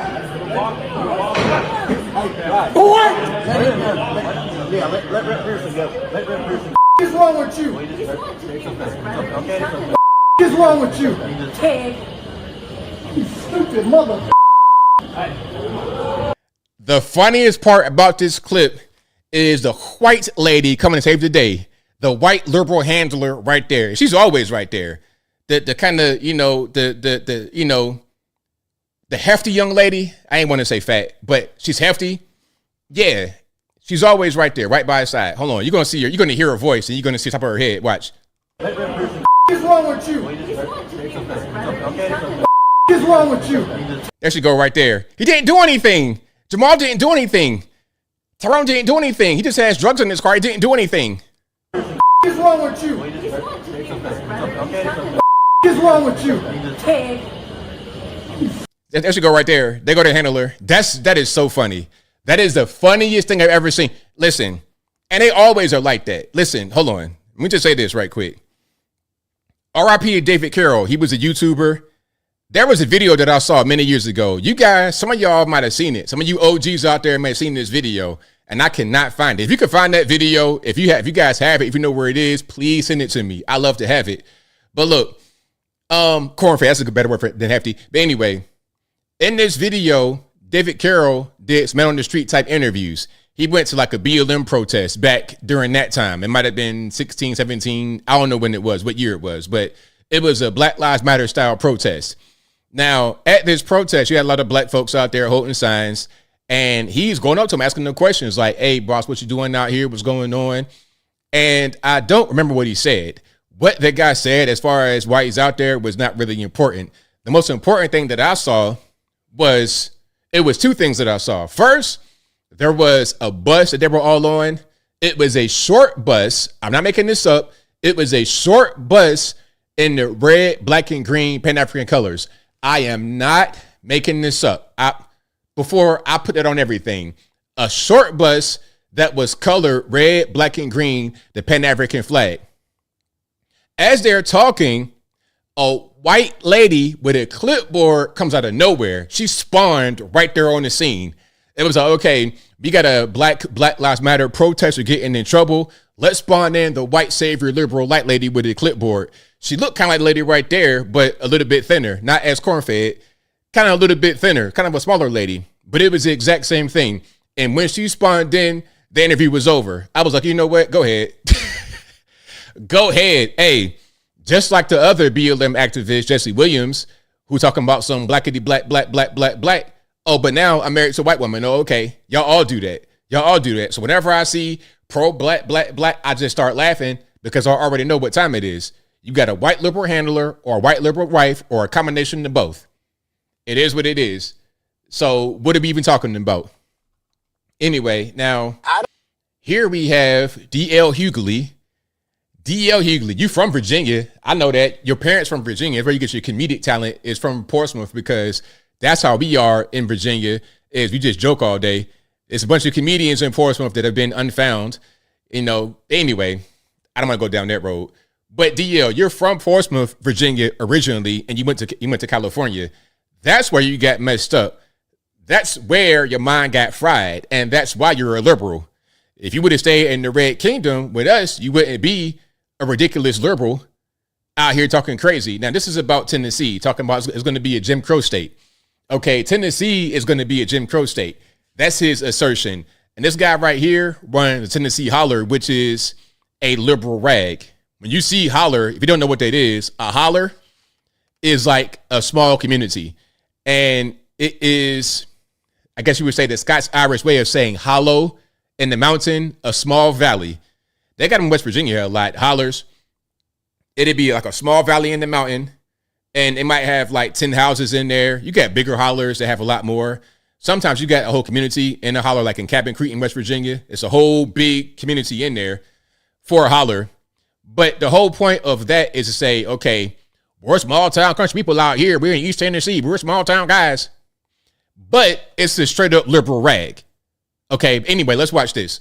I don't understand why an athlete would go to a school where the state is ushering in a new iteration of Jim Crow. If athletes stop going to the Tennessees and the Louisiana, the top tier athletes, ESPN and presidents of schools, chambers of commerce would start having conversations. And they need to be public about why they're doing it. Right. You know, the other thing that occurred to me yesterday was, how can the NFL send the Super Bowl to a Jim Crow state like Tennessee after what's going on here, intentionally diluting majority black Memphis with white power? I think we have to be clear that the only time they like black bodies are when they're entertaining them or when they're on a sports field. Boycott and encourage conventions to not come to Tennessee and to Louisiana and Alabama. Telling people to go vote is not going to work because they've diluted the black vote. And so we have to think of more creative strategies to put a pressure point on them and to make it painful where it matters in economics, in the money. I think if these 4- and 5-star athletes, they need to understand they are contributing to a system that only wants to erode the situations they have. If you can't run in a state, you shouldn't run in a state. Bring money and resources into a state that is only determined to use those resources to further erode the rights of people that look like you. Black women voted at 92.6%. Their sons and daughters are the ones that are being courted by these schools. It's a simple message. I can't send my child to somewhere where they can't have a political stake in where they live.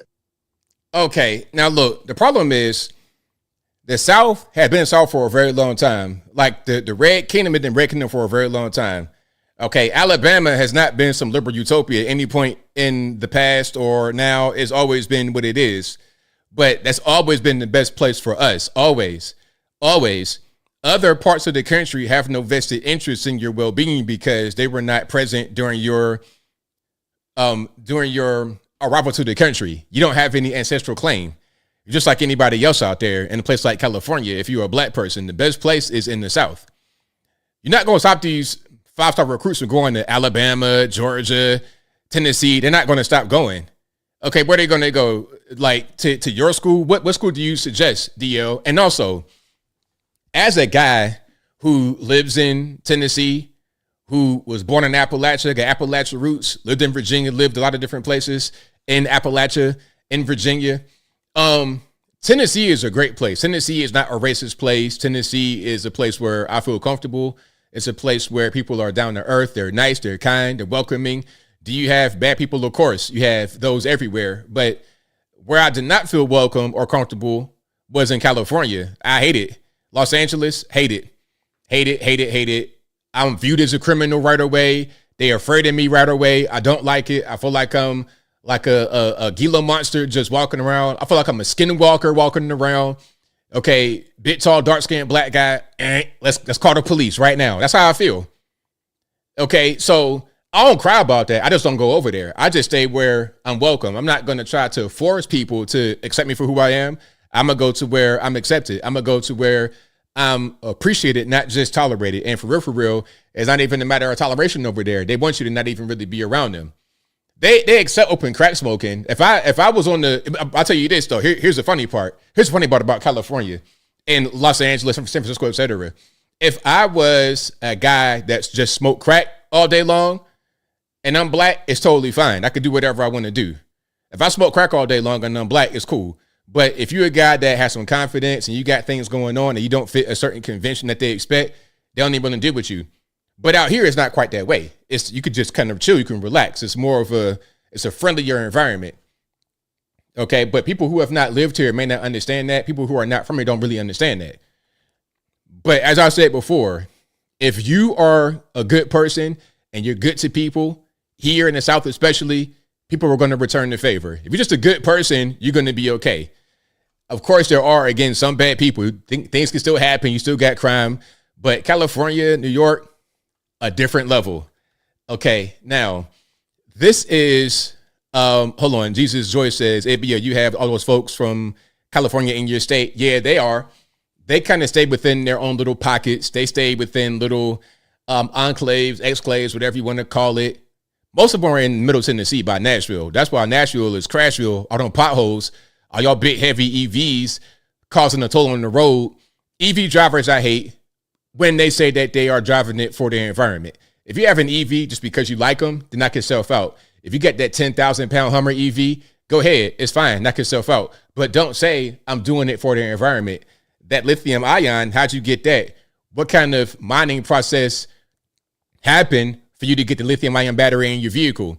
And when you heavy like that on the road, you're contributing to a degradation of the infrastructure at a more rapid pace than your gas powered counterparts. If EVs, as I said before, are 30% heavier than your regular internal combustion engine vehicles, you're going to create that much more stress on the road, which would accelerate the deterioration process. So now we got to spend more on upkeeping the road. You're going to have more potholes, and then you're going to put all this stuff in the air. You know, you go by a road being paved, it stinks. You're going to put that in the air a lot more because of the road being degraded by these EVs. People don't care, though. You know, you're going to put up more satellites, more data centers, more everything to uphold your infrastructure of electronic vehicles, of all your AI-powered, full self-driving Teslas. All that requires a lot of energy, a lot of drinking water, all of that. So when they say, I'm doing it for the environment, I call BS. Please stop playing games. Just say you like EVs. Just say you enjoy full self-driving. If that's the case, that's fine. But don't say it's for the environment. Anyway, shout out to the Californians, though. I appreciate y'all for being different than you were in California. When you come here and you are the same as in California and you have those same ridiculous policies that don't work, that's when I got a problem. If you want to do that, let's just create a little California land, a little California, you know, neighborhood. Okay, all the California guys, you stay over there. Hey, you stay, you guys stay over there in that particular part of the city. If you want to just remain the same, if you guys want to be like us and be more conservative Republican, then come on, join the community. But here is Graham Plattner, the guy with the Nazi tattoo on his body, who's running for office in Maine as a Democrat. They wanted to attack Pete Hegseth for his Christian tattoo, but then here comes this guy with the Nazi tattoo, and it's fine. They pick and choose when they get outraged. They're outraged when the opponent has the problem, but when somebody has a problem, they want to be quiet as a church mouse. But let's watch this. I think really everybody would talk about billionaires, right? Billionaires, this, and that. And it just seems like every time there's an effort to get after the billionaires, to get them to pay a fair share, whatever, sounds great, always sounds great. But every time you take that swing, it misses and slams the middle class. Yeah. Yes. Instead of like hiring 60,000 IRS agents that are going to go through all the small self-employed guys and, hey, where's your gas receipt? Hassling us with that. There's got to be some way to bolster middle class businesses, small businesses. We are in 100% agreement.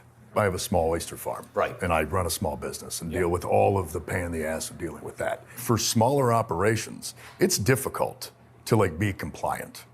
It's hard to hit all the requirements because many of them are made specifically to incentivize the larger operations. They can hit it, but if you're a small farm, you don't have an extra $100,000 to go build some, state-of-the-art facility. What it really does is it puts small operators out of business, and only the big ones can maintain it. And suddenly we have more Walmarts, more Home Depots, less hardware stores. Yep. It all gets eaten up by these corporate entities. And I'm fully convinced it's not an accident. It's not a coincidence. This happens very much because establishment politicians write policies that are good for the people that lobby them and donate the most money to them. That's a problem. It's a huge problem. But your question is kind of like, Graham, you talk about reining in that power, but how do you make sure that you don't take a swing at the billionaires and hit a guy who's worried about? I think, and I'll just be upfront, I think that the reason that it's hit the middle class every time they try is that they're not actually trying. Okay, so let's just get to the bottom of it. I think it hits the middle class every time because they're not really trying. So this is about the tax the rich. Why does the tax the rich policy always hit the middle class? Because when you're taxing the rich, you're taxing everybody. Because, okay, why is a person rich? Just because they just have money from nothing, from nowhere, just from nothing? Okay, so when you tax a company that has employees, all that tax is an added expense. When a business has razor thin margins and then you hit them with a big expense, what are they going to do? All they really can do is raise prices up or fire people. How does that help the middle class? How does that help those in the working class? It does not. They think that these billionaires or whatever have all this money to be able to just, but it doesn't really work that way. You're taxing them already to death, and more taxes will not do anything other than hurt the middle class. And then on top of that, you're going to have guys that leave. So let's say, a prime example, Elon Musk was in California doing his operations and then went to Texas. Joe Rogan, same thing. I got a video that I saw where a financial guy is saying all the Northeast, all the New York, all of that is done for. It's going to go Marxist communist, and all the actual money, all the production, all the value will be in the Sun Belt in the South, Texas, Florida, etc. It won't be up there where he is because of his policy. California, same thing. It won't be up there because of their policy. They can try tax the rich and it's going to fail again. Now, 2 questions. Wes Moore, the governor of Maryland. I showed this in my video during the week. He's the governor of Maryland. Okay. Should we give SNAP benefits to illegal aliens? Can we get a straight answer, Wes Moore? And if you guys don't know, Wes Moore, like I said, the governor of Maryland, he could run in 2028. He definitely could run. On the original video that this is from Patrick Bet-David's podcast, shout out to him, it has 2028 in the thumbnail. So this is a 2028 hopeful. I think that black males are finished in the Democratic Party after Barack Obama. So I don't foresee that happening. It's going to be Gavin Newsom. They've been running him for quite a long time now. Anyway, let's watch this. 2 questions on SNAP. 1, are you for SNAP not being given to many of these illegal immigrants and folks who are taking it at percentages higher where that money needs to be going to Americans for people that need it rather than for people that are coming to take advantage of the system. Yeah, and honestly, that's the way the system is structured now, right? Is that abuse is there though? Well, but then abuse is one thing, right? And abuse, if anyone is breaking the law, then of course you need to be accountable for being able to break the law. But what we're talking about, and the way the system is structured right now, is that it's a joint responsibility between the federal government and our states to be able to provide supplemental nutrition for our kids. And honestly, it's a better thing for all of us, because like I don't want my kids going to school hungry. I don't want my kids, suffering from illnesses that are now going to cost more money for them to have to go to emergency rooms and deal with. The more people I can have being productive members of my community, the less money I have to spend on social services. Okay, so that's, again, Governor of Maryland, Wes Moore, talking about SNAP benefits. But the problem with SNAP is that you're not really providing nutrition when you're giving these benefits out. Not necessarily. I mean, some could use it for that, but we know from the data that a big portion, if not the majority of your SNAP benefits are going to straight up junk food. Soda. Hold on, let me see. What percentage of EBT, now I ain't gonna say EBT, I'm gonna say SNAP benefits are spent on soda. Let me see if I can get an answer. Okay. SNAP recipients spend approximately 5% of the total benefits on strictly on soft drinks, with roughly 10 to 11% going to sugar sweetened beverages as a whole, which includes fruit juices and energy drinks. So again, you're talking about sweetened beverages, like sweetened drinks, 10 to 11% of the entire SNAP budget is spent on that. And then when we're talking about total junk food, up to 30%, up to about 1/3 of all EBT benefits are spent on junk food. And then some of the food that people consume, I would consider junk food, although it may not be considered junk food. A frozen pizza, is that junk food? I'm not really sure, but it might not be counted. 30%, 1 out of 3. So you're talking about nutrition with SNAP benefits. Let's, cut down what can be purchased. Okay. Rather than being able to purchase everything that you don't need to be, to be nourished, get what you need to be nourished. And also, let's not give it to those who are here illegally. Let's not do that. And really, if you are here legally and you need food stamps, you shouldn't get it either. Because why are you here if you cannot survive on your own? I don't understand. Like, that's like trying to go to, okay, if an American goes to Vietnam, for example, and is not able to make it, how is that the responsibility of the Vietnamese government to take care of him or anybody else for that matter? It's up to him to take care of himself. So it should be the same thing for us. I would say the same thing for anybody in any country. If I go to China, I would not expect the Chinese government to give me welfare and feed me. It's like, if they got to do all that, then why would they even accept me? I'm a useless person in society. Okay, now if I'm in my own country where I live and I'm a citizen, that's something different. But if I go over there as a visitor, as a tourist, as a guest, why would I also be asking them to give me food and money and everything else? It makes no sense. Anyway, let's keep on going here. So I'm going to ask y'all the question. Do you think it's acceptable for a person under the age of 18 to get gender reassignment surgery? Now, I'm not saying whether it's paid for by the government, which it most certainly shouldn't be, but is it a thing that should happen at all? Y'all know me, spoiler alert, I would not say it's okay to do this. I would not say it's okay to allow a underage person to get a sex change. You have to, there's a certain age to be an adult for a reason. Children can make bad decisions. They can make uninformed decisions. They are children. They're going to do things that they shouldn't be doing. And they might not be a child, but they're still young. Like they're 13, 14. That's not a child necessarily, but they are still not an adult. They should not be able to make decisions like, okay, I want to get a sex change. Now, Wes Moore's son is 14 years old. So it's a question, hypothetical. I'm not saying the son is gay. Would you allow your son at 14 years old to get a sex change?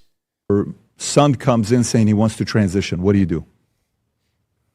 Well, first, I mean, if it's my son, so I love him regardless, right? And he's always going to have my undying love. That's me, right?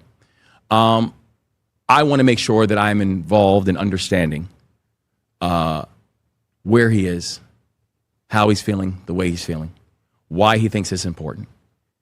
If this is a journey that he wants to go down, I want him to always be comfortable in his own skin. And I want him to always know that he has a partner in me to help him along that journey. Would you advise him to wait till he's 18? If this is how he is feeling, and I feel like I'm closely tied to him, I'm not going to advise him on something that he feels is at 14 years old, Wes? No, I understand it. But what I'm saying is, the most important thing for me is I want him to feel safe. Gobbledygook, bro, gobbledygook. I want him to feel safe. I want him to feel loved. You got to get down to the actual question, bro. You got to get down to it. Like, is it okay for your 14-year-old son to get a sex change at that age? Now, I would not want, if I had a son, I would not want him to get a sex change at all, but it would not happen under the age of 18. I still have authority here. You're not going to do whatever you want to do. And people sometimes think because someone is LGBT or they say they're LGBT, that gives them license to do whatever they want to do. It does not. If you are a child under your parents' jurisdiction, they still have control. To a certain extent, they cannot abuse you or anything like this. But when it comes to doing things like body modification, that should be a thing that the parent is able to have veto power on until the person gets to be an adult. And once they get to be an adult and they move out, they do whatever they want to do. Okay? If they are an adult and living with you, you can still have some control because they can just get out. If it's like that, it's like, all right, well, look, if you don't want to follow these rules, you could just leave. You're 18 years old. Bye. Go get the jobs in the military. You know, hit the streets, get it how you live, get it in blood. But you can't be here doing whatever you want to do. That's what I would say if I had a son. But yeah, shout out to Wes Moore, the governor of Maryland. And if you like what you're hearing so far, please give the video a thumbs up. Like the video, share the video, do all that good stuff. That'll help me out tremendously. Now, I don't see. Speaking about political people, this is the deputy mayor of Hackney. Is this who they got for the deputy mayor at Hackney? What in the meat mill is going on here? Hold on. I just want to make sure this is the right guy. Yeah, okay. This is the deputy mayor of Hackney in UK. All right. We have the original Meek Mill censored braids from the freestyle video as the deputy mayor of Hackney. Okay, let's hear what he got to say. I don't see why any landlord's making profit off rent or off housing, right? If I pay rent to my house, it's for a human right. I'm paying just to maintain that home. I think that should be the basis. So if it has to be a thing where a 2-bedroom flat literally is £600 maximum, then it is what it has to be. And for all the landlords who complain about that, I mean, it's tough luck. I don't see why any. Okay, but see, there's so much wrong with that. First of all, there's a lot wrong with your hairstyle. I don't like this. I guess maybe the idea is that, okay, you don't have to be so professional all the time. But you like you just about to go to the streets and rob somebody. If I saw you in the street, I'd be like, okay, where my pistol at? This dude with his braids out, the baby hair has not been trimmed in about 4 weeks. He don't care nothing about life. He ready to go ahead and just lay it all out there. Type dude that kill you for $5. It's like, hey, bro, whatever, you got it. If he robbed me, I'm giving it up. I'm not trying to fight because he looks like he has nothing to lose. I don't like this look from a deputy mayor over in UK. What was this again? Hackney, UK? I don't like it. But anyway, bro, the most basic of common sense would tell you that it doesn't make any sense what you're saying, because how are you going to tell a property owner what to do with their property as far as what they can charge for rent? Whatever somebody wants to pay is what I'm going to charge. It's just that simple. You shouldn't be able to intervene in that. And if you're able to intervene as far as what I charge people to live in my house, then you could just take my property from me and it'll be state owned. And if you want to have government controlled rent, have government controlled housing. That's called project buildings. Project buildings have been tried over here in the USA and they fail, or they are not this paradise that some would want them to be. Now, let me show you something right quick. I'm going to kind of skip ahead a little bit, but I'm going to show you something that I've seen. Now, shout out to all the ATLians. If you ever heard of a place called Bowen Homes Project. Now, I think this place right here is the new Bowen Homes. I don't know if Bowen Homes got torn down or what happened, but I guess a lot of it did get torn down. And this is what they're going to replace it with. These homes right here. So again, Bowen Homes, these are like housing projects, you know, the typical project in the South especially. It might be like 2 stories, you know, kind of like brick apartments, the projects. These were built as like black reservations for the most part. Low income people, free rent, stuff like this. But all that happens is you get a high concentration of criminal people who engage in crime, and it becomes dangerous. Now, the way these look right now, they don't look too bad. They look kind of modern a little bit. Like it could be like a college dorm. But see, a place that might not look that bad. First of all, if they are a project building and the government's involved, this might be private. But if it's government involved, it may not be the best quality, number one. And number two, when people move in, the kind of residents you have are going to tear these things down. They're going to look nice and pristine for about 1 year. And then after you get little Pookie in them, little Tink and Nut that coming through, 1 year is going to be shooting and killing and thugging and drugging immediately. And the quality of the residents will go down. The quality of the homes will go down. Okay, ain't nobody going to paint nothing. Like, it's going to be no maintenance done. They're not even going to call the maintenance people to come over there and fix stuff. Smoke alarms beep, and it's going to be a mess. It's going to be a mess. So if you want your government control housing, you're not necessarily going to get the best quality of living because of the people who are going to be there. What you should do is incentivize people to go out there and get educated so they can take care of themselves and not rely upon the government, because what they're going to get from the government is going to be a slum. Ultimately, all these project buildings, when they first built, it don't look bad. They look okay. After a short period of time, it'll be a slum. Okay, that's what's going to happen. But yeah, shout out to that dude, though. Government controlled housing, I'm not really a big fan. I am not a fan. Okay, Spencer Pratt. Hopefully he becomes the next mayor of Los Angeles, California. This is him from back in the day when he was on a show called The Hills. So I guess he's an actor, right? He was on a reality show. He's an actor out there in Los Angeles, and he's now running for office trying to become the mayor. This is him from back in The Hills days. I'm friends with everybody. Why can't we all just get along? You can't. Hold on, let me just get a little bit of volume. RIP to the headphone users in advance. I'm friends with everybody. Why can't we all just get along? You can't. It's like trying to tell Iran and Israel to get along. It's not going to happen. I'm friends with everybody. Why can't we all just get along? You can't. It's like trying to tell Iran and Israel to get along. It's not going to happen. I'm friends with. Exactly. So he was on the politics back then, talking about Iran and Israel back on The Hills. And when was that show out? Like in 2003, I think it came out. I never watched it, so pardon me, pardon my ignorance. But The Hills and stuff like that, I didn't even know existed until recently. But apparently he was very well known from that time. He had a checkered past, bad reputation and stuff like this back then. But so does Gavin Newsom. And if the media are going to air out his past, then they must also air out Gavin Newsom's. And if they don't, then they're being biased, obviously, which they are. But let's keep on going. Let's get into the present here. So Spencer Pratt did an interview with CBS, and he says that they edited it maliciously. Here is what he said about it.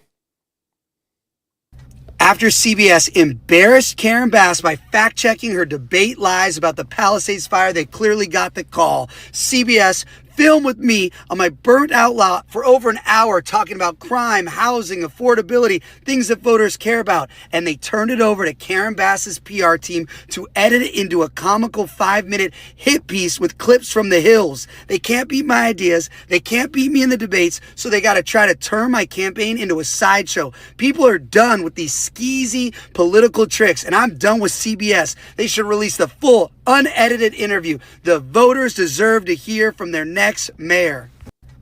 All right, again, this is my guy. What's his name? Spencer Pratt, running for mayor of Los Angeles. And hold on. I got something from CNN about Spencer. Let me just show this right quick. He was talking about the interview that he had, I believe, on CBS, and they chopped it up and they put clips of the hills in there. It's like, okay, if you're standing outside of his burnt out lot talking for an hour plus about issues, then why would there be interspersed clips of the hills? I know that you want people to know that he was on that show, but is that really important right now? I'm not really sure. I mean, when Reagan was running, did they do that? Did they show his movies when he was running for governor of California? Maybe they did, but I'm not quite sure. Anyway, let's watch this right quick. This is going to be Spencer. Hold on. This is about Karen Bass talking about Spencer. Let me just show this, and then I'm going to see if I can get that CBS clip. Where your challengers have accused you of mismanaging that response on a number of levels. Spencer Pratt personally blames you for his family losing their homes in those fires. Are you responsible for what happened there and the mismanagement that did occur in those fires and the response to them? Let me just say that as the mayor of the city, the buck stops with me. That is very, very clear. What was true of our city, but not just our city, our region, our county, was that we were not prepared because let me just tell you, with climate change, we are experiencing climate events that Los Angeles is not prepared for. Oh, so climate change is the reason why there was no water in the reservoir. Oh, okay. All right. Climate change is the reason why the fire department asked you for a certain amount of money and they didn't get it. So I guess climate change made you say no to the financial request from the fire department. And climate change is the reason why there was no water in the reservoir. And it was done like it was incompetence really that did it. It was incompetence. Is climate change to blame for your incompetence? I should hope not. I really do. Climate change. That's a crazy excuse. That's a crazy. Yeah, it's my fault, but climate change. I'm gonna point to that. It's like, come on. Okay. Now I did find a clip from CBS. This is the interview that Spencer was talking about that was edited improperly. And what you're going to see on the bottom part of this video is the mobile home or trailer that he's on the site of his burnt out property in Los Angeles County, or just LA. I don't know where it's at. Anyway, let's watch. This is your home. This is my forward operating base. LA mayoral candidate Spencer Pratt, who's been living out of this Airstream on his property that he and his family lost during the LA wildfires in January of 2025. This catastrophic event really galvanized him into running for this office because he was just so disenchanted with the slow pace of reconstruction, as well as his dissatisfaction with how the city managed the wildfire response. You obviously entered this race because of something very personal and tragic for you and your family. It was the wildfires and the loss of everything that you had built up over your lifetimes. All that said, the mayor is a big job. Right, you're up against people with enormous amounts of experience. You have not been in politics before. You haven't run a government agency. You haven't run a city park. Why should voters trust you to lead the second largest city in the country? I mean, look at Obama. He was a community organizer. I've won 2 community advocate awards for mine. Nobody thought, why can Obama become a senator? And then the president. He had no experience running the whole entire country, which is way bigger than LA. So when people have passion and they care and they have common sense and they have humility to know, I don't know everything. But what I do know is all these very smart, successful people in Los Angeles want to get around me, get behind me, and make sure LA is the #1 city in the world. So the team that I'll put around me, my job as mayor is actually just to fight for the constituents, to be in these communities, to be with the community leaders, to be fighting their city council members to get what they want done. Very well said. Very, very well said. Now, some said that he said that Obama had no experience. And that was wrong. Well, he didn't say Obama had no experience. What he said was before he became a state senator, he had no experience. And then he became a U.S. senator for, I think, 1 term. And then he became the president. So he moved up. And each time he gained more experience. And Spencer Pratt is not an old man. He's in his 40s, I believe. How old is he? Spencer Pratt is 42, 1983. So pretty young. And he has the ability to grow from here. And really, a lot of your more experienced people in Los Angeles have the city in a bad situation. I don't think it is a flex to say that he has less experience than a Karen Bass or Nithya Raman, because look at what they're doing to the city. It's not very good under their leadership. All right. But shout out to you guys. I appreciate y'all for rocking and rolling. I'm not going to show too much of the debate. You guys have pretty much seen that. I'm going to show this right here, talking about Zoran from Spencer out there on CBS. I think somebody said that he reminds them of Zoran. I don't know who said it, but I guess one of the questions was, some say that he reminds them of Zoran or he's like Zoran. I don't see Zoran anywhere with Spencer Pratt. I see Zoran more in Nithya Raman.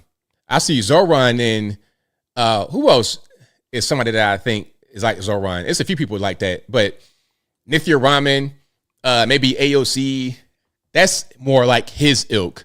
I don't see that with Spencer Pratt. The one thing I connect with is I know he promised his voters, like, the subway will be free.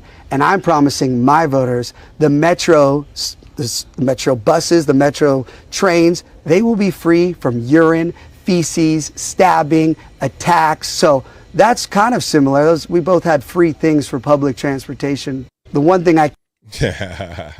there we go. Right on. They said they're going to have free buses out there, which they won't. But, hey, I'm going to have mine free from stabbings and whatnot. Now, that's going to be a tall promise to be able to fulfill, because Los Angeles is rife with crime and violence. I saw that somebody that got hit with a samurai sword or something crazy out there, broad daylight, like it won't nothing.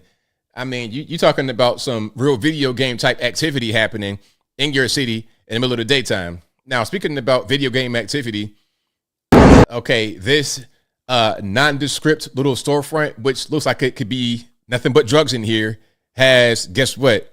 Drugs in there. So this is MacArthur Park in Los Angeles, where the feds raided this store.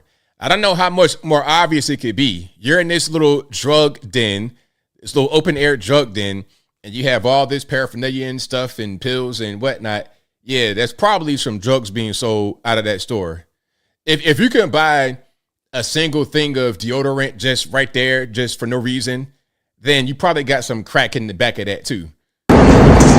Alex Rozier here with an update from MacArthur Park. You're looking at federal agents. They just made their way into a couple of businesses here that they believe are fronts that they sell illegal drugs. So they are searching these businesses right now, right next door. You can see the large operation that is taking place. This is not, again, immigration related. This is a federal drug trafficking operation that has brought out a number of officials. LAPD is here. The DEA is here. We just got some numbers from the DEA. They told us that they targeted 25 people, searched 9 search warrants, 6 of them at MacArthur Park, 3 elsewhere. So far, 18 people have been arrested. You know what? I can't tell if that's Los Angeles or Mexico. Like what is going on? Am I in Mexico or is it the USA? I can't tell. And really, since California is Mexico, that's the majority population out there. So, it's just, Mexico del Norte, basically. So shout out to Mexico del Norte. Hey, get them drugs up out of there. Please get them drugs up out of there. And speaking about Mexico del Norte, let's go to Los Angeles. It's the state in Los Angeles where you could just smoke crack openly, just like middle of the daytime on the street, like smoking a cigarette, like a little a cigarette back in the day, or you could drink a little water. Crack is the same thing out there, no problem. It's a daily ritual. People line up outside the nonprofit Homeless Healthcare Los Angeles. They pick up crack pipes and other drug paraphernalia and light up. It looks very much like a government-run crack house on the sidewalk. A government-run crack house on the sidewalk. Hey, this is Estela Lopez, LA Downtown Industrial Business Improvement District Executive Director. She's trying to, help the businesses down there improve. And one thing you could do to improve the businesses is to eliminate the crack houses sponsored by the federal government or the state government. How else can you describe this? Throughout the day, drug dealers can be seen making a profit. Selling the drugs to the people Homeless Healthcare LA is supposed to be helping. Here, you see someone connected to the nonprofit do a friendly fist bump with one of the drug dealers before going inside the building. He don't care because, look, the guy going to work, okay, it's just like a real college boy. He got his money, you know what I'm saying? He got this money at this nonprofit, whatever, and they sell crack out front. It's a great relationship. You get money from the feds to just basically do nothing, and he gets to have all your cutties. He get to have all your cutties in one place. He got a nice little thing going. So they're all in the power together. And who suffers? We the people, because we got to deal with these crackheads out in the community, and we're getting robbed by Mr. College Boy right here. You see? That's the issue right there. And it's not about black or white or nothing. It's about corruption, evil, wrongdoing, bad things. That's what it's about in a place like California and all over the USA. All right, let's keep on going. Let's keep rocking here. Okay, Hantavirus. You guys ready for that? Hey, are you going to quarantine for the Hantavirus? I would never. I would never. Hey, man, I'm just not going to do it. You know what I mean? God got my back. I'll be all right. That's how I feel. Anyway, this is going to be Tedros from the World Health Organization. Let's see what he has to say. Given the incubation period of the Andes virus, which can be up to 6 weeks, it's possible that more cases may be reported. While this is a serious incident, WHO assesses the public health risk as low. It also shows why the international health regulations exist and how they work. WHO is working with multiple governments and partners on the response under those regulations. Our priorities are to ensure the affected patients receive care, that the remaining passengers on the ship are kept safe and treated with dignity, and to prevent any further spread of the virus. All right, so yeah, whatever. At the end of the day, they're gonna be all right. And they say Hantavirus is not really difficult. It's not really easy. Pardon me. It's not very easy to spread. It's difficult to spread. So even if it was easy, like they said COVID was, I wouldn't be worried about it at all. Okay. Okay, I ain't gonna play that. It's a little bit too much noise. RIP to the headphone users. RIP. Okay. Here is Dr. Drew talking about it a little bit. And let me get a little bit less sound. I'm really worried. You know, we have a hantavirus outbreak in a cruise ship, and everybody's wanting to do it all over again. It's, are you freaking? It's not a respiratory virus. Stop it. Stop it now. Stop the news agencies need to stop. Everybody needs to stop. Hantavirus has been around a long time. It's nasty. Yeah. So is TB. So is a lot of other things. So is rickettsia. Let's deal with the rats problem downtown in Los Angeles. We have murine typhus and pneumonic plague breaking out. Deal with that. But I digress. The fact is that there are structural and philosophical excesses in public health that need to be kind of addressed. And is anyone in public health thinking about this? I don't think they are. I mean, I think one of the most healthy, useful outcomes of the COVID era was the absolute loss of credibility of the public health religious cult. And, you know, also, I think we all go into public health, just like when people go into medicine. All right, there we go. So shout out Dr. Drew. Yeah, I mean, it's a lot of diseases, a lot of things out there. I ain't too much worried about it. I'll be all right. I will be just fine. But shout out to you guys. I appreciate y'all for rocking and rolling. If you like what you're hearing so far, please give the video a thumbs up. Like the video, share the video, do all that good stuff. That'll help me out tremendously. Okay. I wanted to play something right here. Oh, hold on. What did I want to play? I got a little bit of time left before I get to the calls, but there was one thing I wanted to show you guys. Okay. This is what I want to do. Give me 1 second.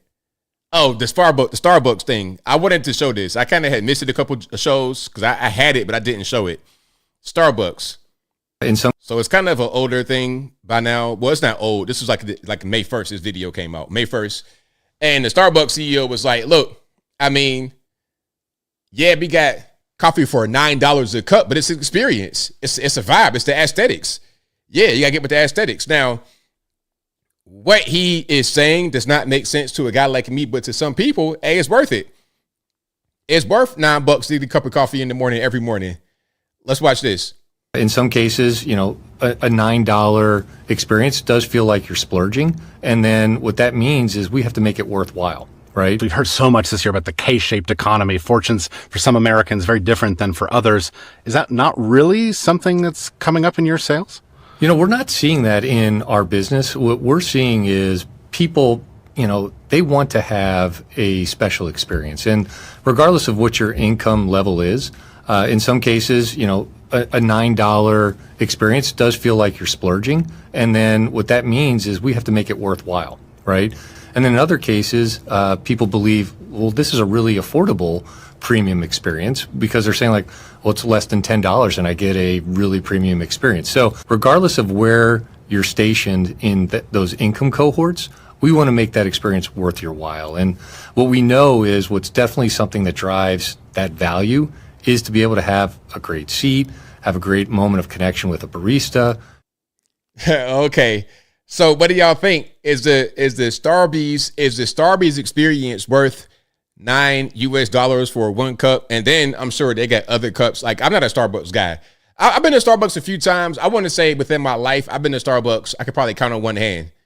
You know, I want to see what the hype is all about. Like, okay, I'm traveling and there's a Starbucks in this hotel or there's a Starbucks right down the street. Okay, let me go check out the Starbucks, see what they got going on.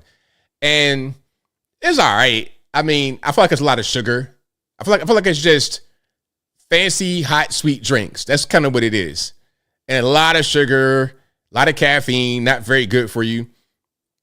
Yeah, I mean, if you like Starbucks, if you like it, I love it. I know a lot of y'all love the coffee in the morning. Hey, I see some of y'all be aggressive driving, trying to go to Dutch Bros and Starbucks and any little, hey, you know what?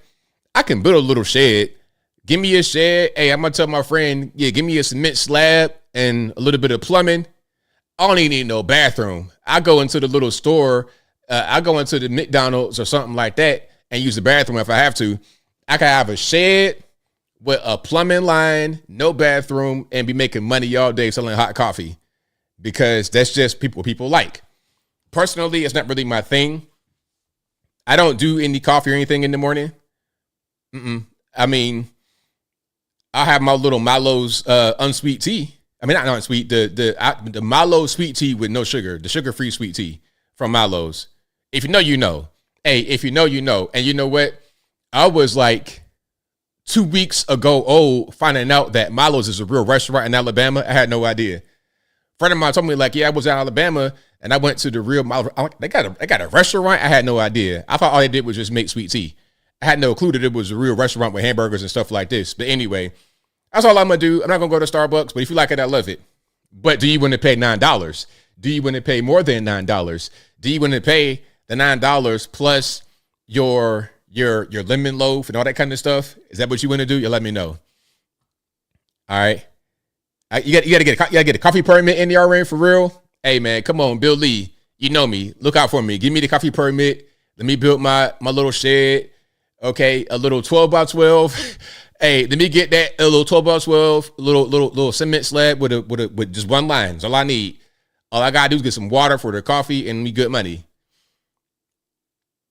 Okay, this is going to be in defense of the $9 Starbucks experience. Okay. She says that the experience is worth it. Now, I've not seen this. I just want to show it, and then I get to some calls. Let's talk about the $9 Starbucks experience. So I was feeling kind of down this morning, but as soon as I walked in the door, this lady was like, hi, and another one was like, good morning. And she comes to the front desk, super friendly. I see her often. And I was like, do you guys do unlimited coffee or something? And she's like, yeah, just download the app. So I connected to their free Wi-Fi, downloaded the app, and I get unlimited Americanos, and they have milk, and that was only like $3. I gave her a $1 tip. $4. Was able to sit here for like an hour in a really calm, beautiful environment, and that's a great deal because co-working places are going to charge even more than that. Plus, I get unlimited coffee. And then she explained the difference between coffee with milk and a latte. It just has more foam on top. And so to me, that's a $9 experience that I just got for $4. So stop trying to drive this corporation out. Stop hating on everything they do. They can set their own price. Okay, so she's saying, hey, you know what? I like the experience. It's worth it. I paid $4 and it was lit. So shout out to her. Now, Starbucks, I've not gone there. I've not gone there for that to like just kind of hang out in there. There was a video a while back where some dudes got in trouble for that. They couldn't do that. They had to go buy something. But anyway, I used to go to like Panera Bread back in the day. That's way back in the day. That was like back in my days when I was real young, going to meetings and stuff like this. Back when I lost my office, we would still have meetings and stuff. You go to Panera Bread. Or even when I had the office, if I had to go a little bit further out, we go to Panera Bread to meet rather than going to a restaurant. Because, you know, a lot of people would go to a restaurant to meet with clients to try and sell them on stuff. But I was a low budget guy. I was not going to be in there trying to get you to sign some multi-million-dollar contract. I'm trying to get you $25 out of your pocket to spend on these business cards. Let's go to Panera Bread right quick. You know, we're not going to spend $9 on a Starbucks coffee or $100, $125 and a drink at this restaurant. No, what we're going to do, Panera Bread for free, have a quick meeting about these business cards, and be on our way. So, yeah, shout out to Starbucks. If you enjoy it, if you like it, I love it, but it's not really my thing. All right. I got calls I'm going to get to. Oh, I'm going to show one more. Talking about food places, just one more from Chipotle. You guys have probably already seen this. Hey, man, if you want more, go ask for more. But guess what, though? Hey, guess what? Matter of fact, I'm going to let him say this. You guys probably already seen it, but I'm going to let him say this. I wanted to just say one thing about this, and then I'm going to get to the calls, I promise. Let's watch. If you want more, you should ask for a little more. I promise you. There's never a team member on that line is going to say no to you. We will continue to put heaping spoonfuls of food in bowls and burritos. It has always been our brand ethos, and it is still to this day. We serve big, beautiful bowls and burritos. No questions asked. So you're not skimping people? We are not. I tell my team all the time, put as much food in that bowl and burrito as you possibly can. I want the consumer to tell you it's too big. We're about abundance. We're about value. Value equals benefit over price. If I can hold the price constant, which I am working hard to do, even in the face of mid-single digit inflation that I'm seeing in my businesses, I'm not passing that off to the consumer. We're absorbing. If you want more. All right, there we go. So we're talking about Chipotle. Hey, if you want more, ask for more. Now, if you ask for more, you might be a big bag, just a little bit, just a little teeny bit, because sometimes I get it, but some of y'all be abusing it. It's like, come on now. Do you need to have that much food in your burrito? And then the burritos be so packed they can't even fold them up. It's like, bro, you're not even going to eat all that. It's impossible. I mean, you might have it another day, but I mean, that's just excessive. You know, I like to be fair with them, and I think the majority of the Chipotle customers are going to be fair. They're not going to say, yo, throw all the meat in the world. People that do that are not generally Chipotle customers. I go in there quite a bit. Chipotle people, in my opinion, you're going to have those who are just kind of big backs and also those who are health conscious because it's a whole food place. Let me show you some of this food they have. See me to get this screenshot up. Okay, so this right here, yeah, there's a lot of whole food right there. You got straight chicken, lettuce, beans, rice, vegetables, like you got the pico, your fajitas, stuff like this. This is whole food. So for me, it's a place where I go to get like a fast food type thing, but it's kind of healthier than, let's say, at McDonald's. And what I would do, I would get a regular bowl, and I would tell them to give me this on the side. And for this is like $3.50 for this little bowl right here. So I can eat the bowl for my one meal, and then I can pair this piece of this chicken bowl with some brown rice at home and some tomatoes and whatever I got for vegetables, avocado, or I could get some shredded romaine. I could do that same bowl at home for cheaper than Chipotle. So for the price of this bowl plus the extra protein and a little bit more, I could have two meals for like maybe about $20 total. So it's a good value, but I'm not going to abuse the value. I'm going to use the value that they give me to my advantage rather than just trying to get too much food that I'm not even going to consume at all. That's just a little bit excessive. But anyway, Jane says, I asked for extra black beans with my bowl. I don't eat meat. See, that's perfect. That's right on. Yeah. Yeah, that right there makes perfect sense. Because I used to be like that too. I used to eat just black beans. I didn't eat meat I did that for like 3 years. I was like, I guess you call that vegan for like 3 years in my late 20s. And I would just eat beans, rice, stuff like that. I would not eat meat, but now I gotta have that good old meat protein. But anyway, if you like what you're hearing so far, please give the video a thumbs up. Little sis says moderation. Most Americans are fat. 37%. Well, not most. 37% of Americans are fat. Yeah, you're right about that. But I think that people just don't understand how to eat or cook. They have no idea how to cook.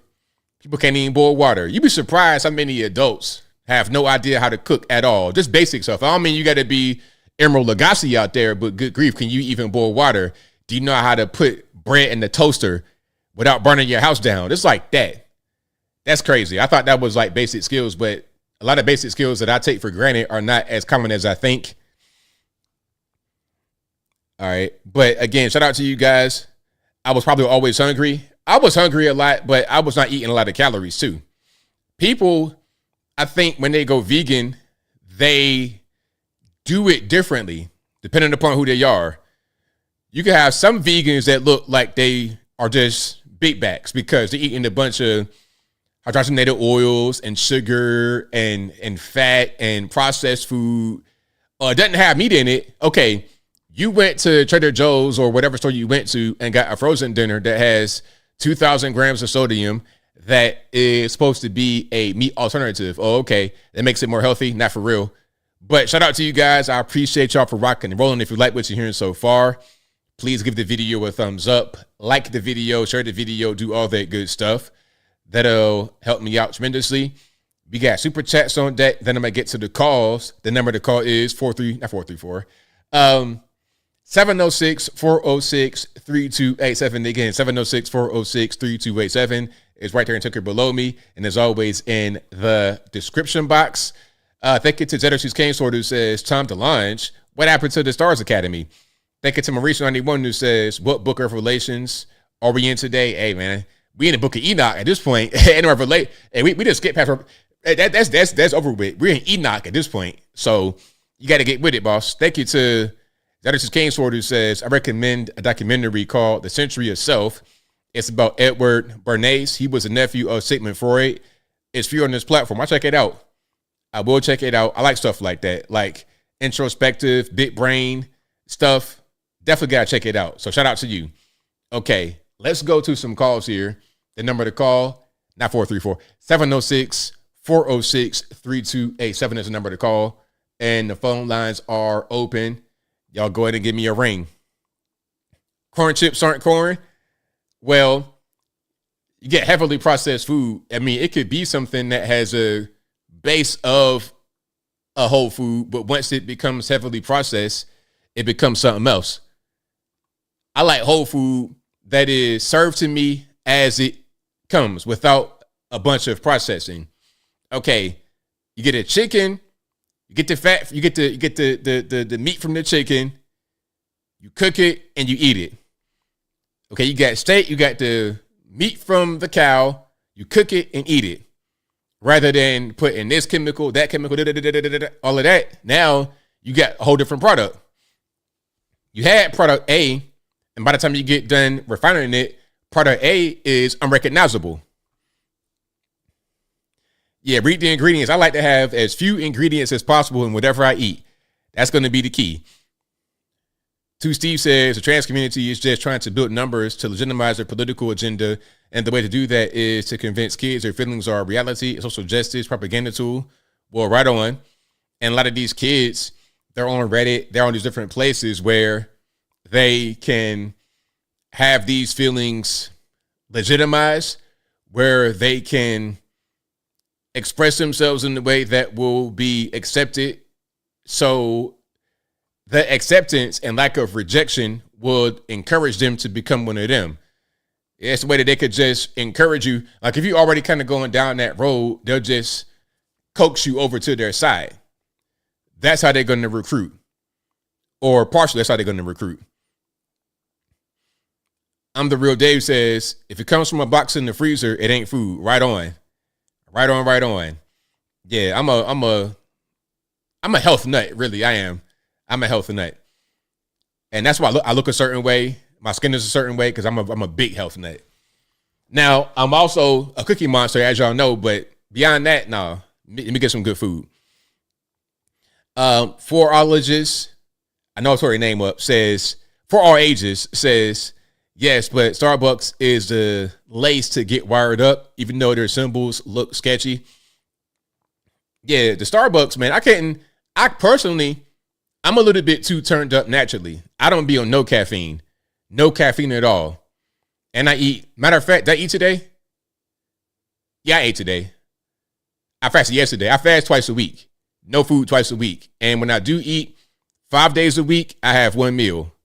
I had my regular fish and rice today with no coffee or nothing. Again, my Milo's little sweet, no sugar tea, and that's it. No, not even a green tea, oolong tea, coffee, nothing. Energy drink, nothing. I'm just turned up. Facet says, ABL, what do you think about air fryers? I have an air fryer, but it's not an air fryer. I have a Breville toaster oven. Let me show you. Since I'm talking about stuff like this, that's what I really like to do. Breville toaster oven. Let me see if I can show you what I have. Okay, I think this is it right here. The mini oven. Well, nah, this is it. Let me show you. Yeah, this is it right here. Okay, so this is what I have right here. Okay, that's what I have on my countertop. It's like a small oven, basically a small oven. All right, and then you can see you could do an air fryer in here if you want to, or you can bake, roast, broil, whatever. I normally use the options.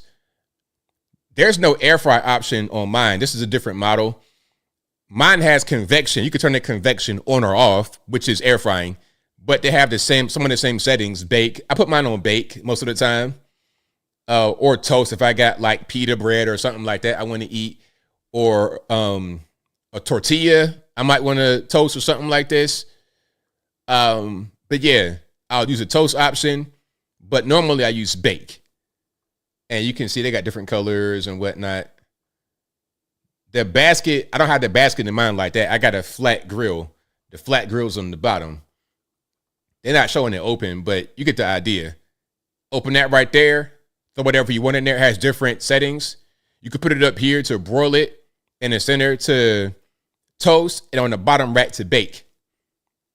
So that is easier for me to use in a regular oven. But it's the same thing. I could use either one. I could cook in the oven or the toaster oven, but the toaster oven is just a lot more convenient for me personally. All right. If you're considering the air fryer on the grill, yeah, grilling is also an option. I don't have a grill. What in the world? Okay. 859, you're the line. Who am I speaking to? All right. I haven't talked to you for a bit. What's up with you, brother? It's all good, man. What's going on? I got myself in trouble, and hey, you know what? I'm finally out. But you know what? I'm trying to keep my nose clean, not get myself in trouble again. Yeah, we can't do that, so we got to be free all the time. Oh yeah, yes sir. So yeah, I was just watching the show, and you were talking about coffee. There's I don't know if you guys have it over there, but it's called Jeff's Donuts. Oh my goodness, that's one of the most greatest places. Like the donuts for $1.50. Good size, about as big as your hand, and not only that coffee's immaculate, and it's like $1.50. You gotta try that place out if you ever get a chance to when you're in Kentucky, my brother. Oh, will do for sure. Sounds good.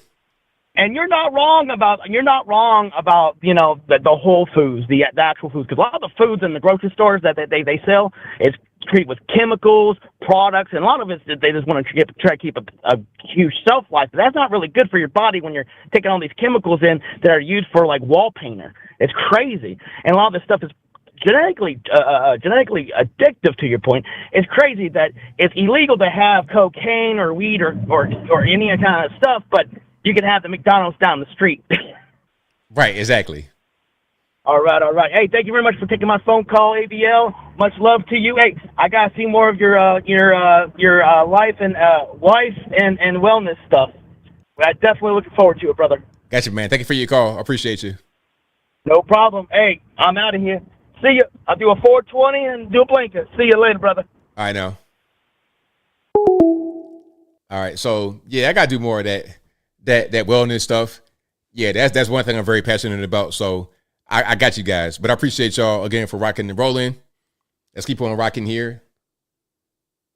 Unknown caller on the line. Who am I speaking to? Hey, man. Just wanted to call and say hello, ABL. And you're talking about the airlines earlier.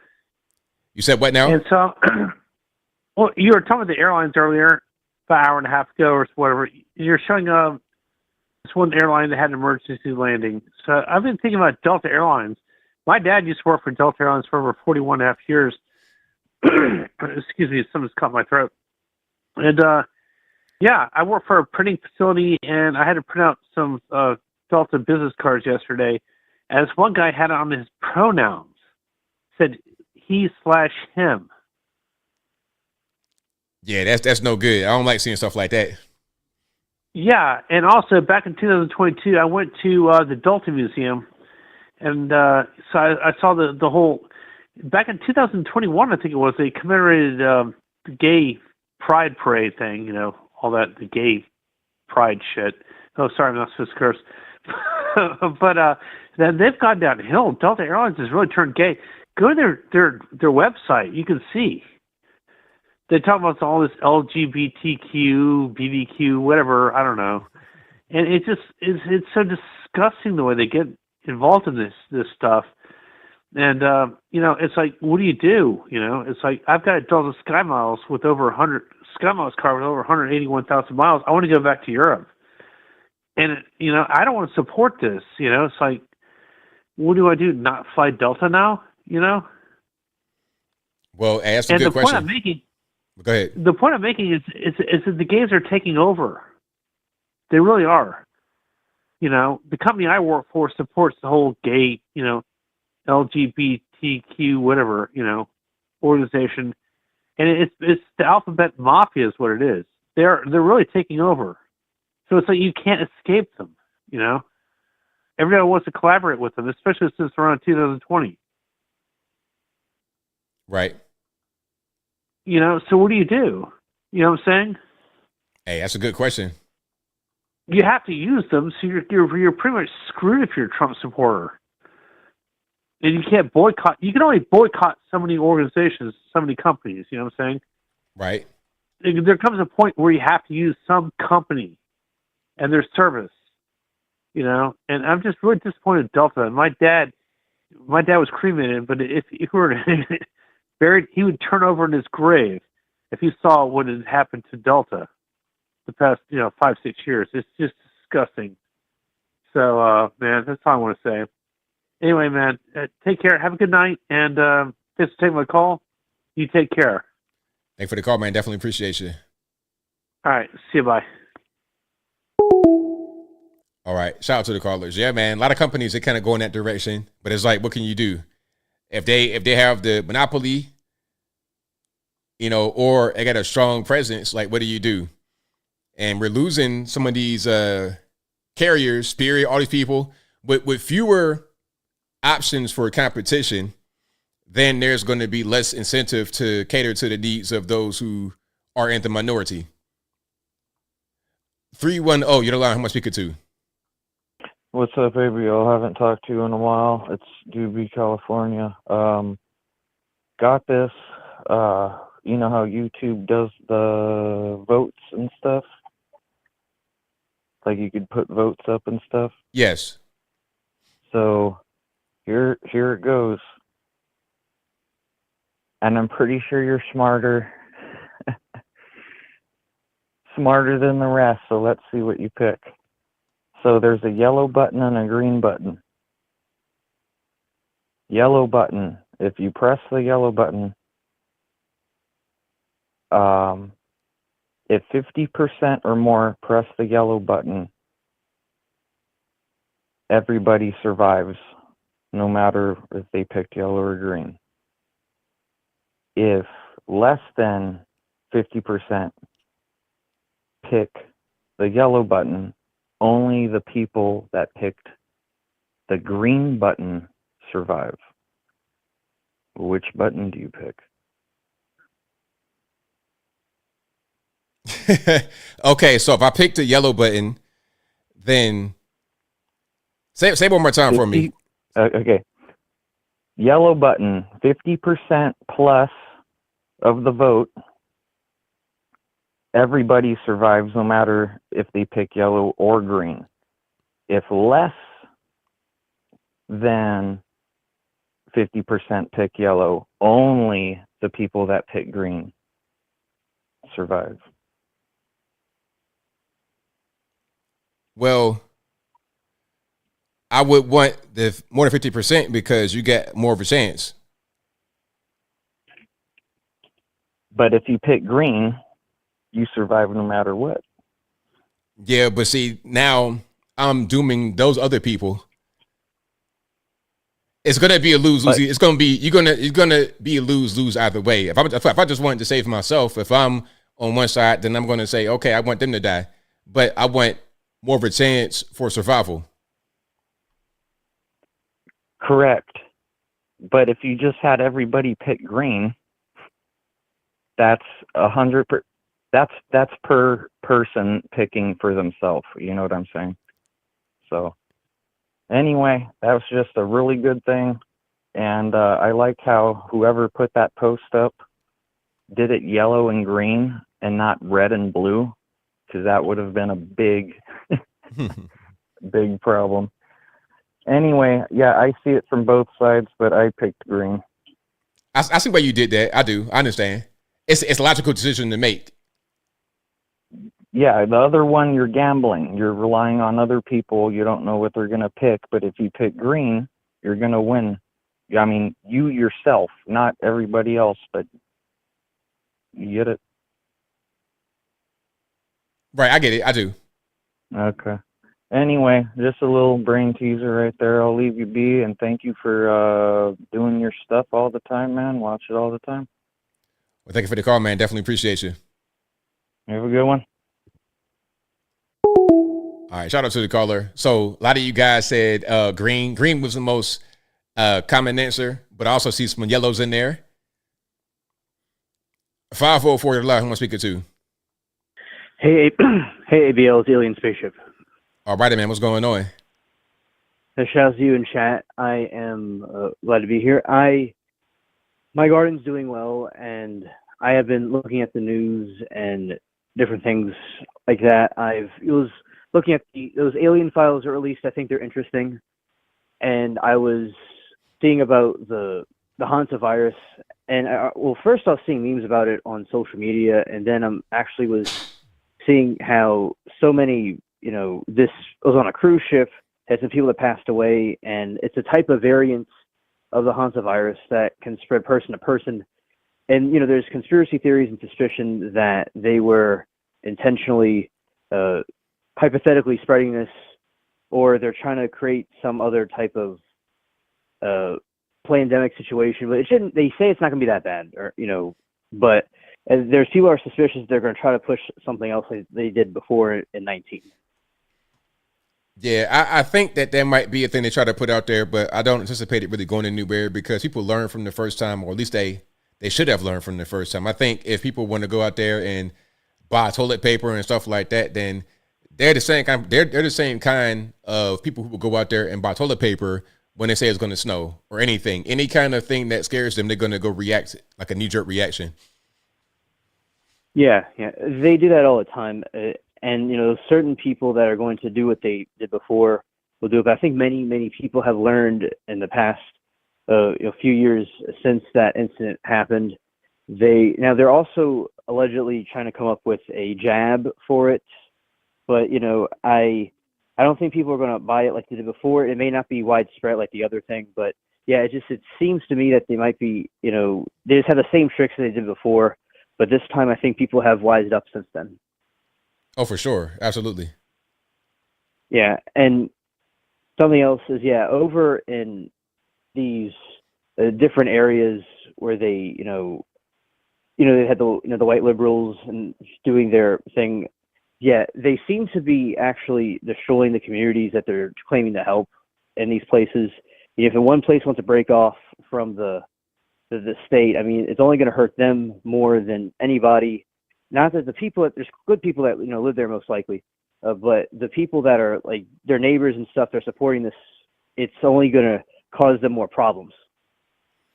Right, of course. But people don't really see it, and then once they experience it, maybe they will. But sometimes they still live in denial.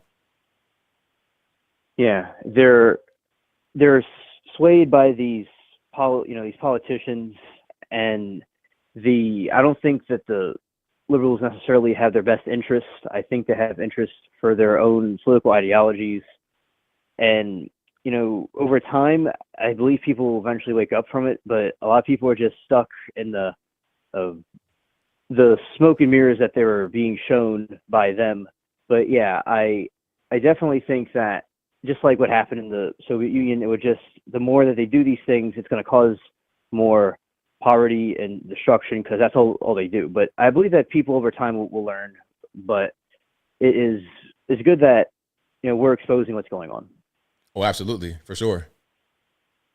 Yeah, and also now before I go, I want to know, how was your? Is it raining where you are? No, it's not raining here.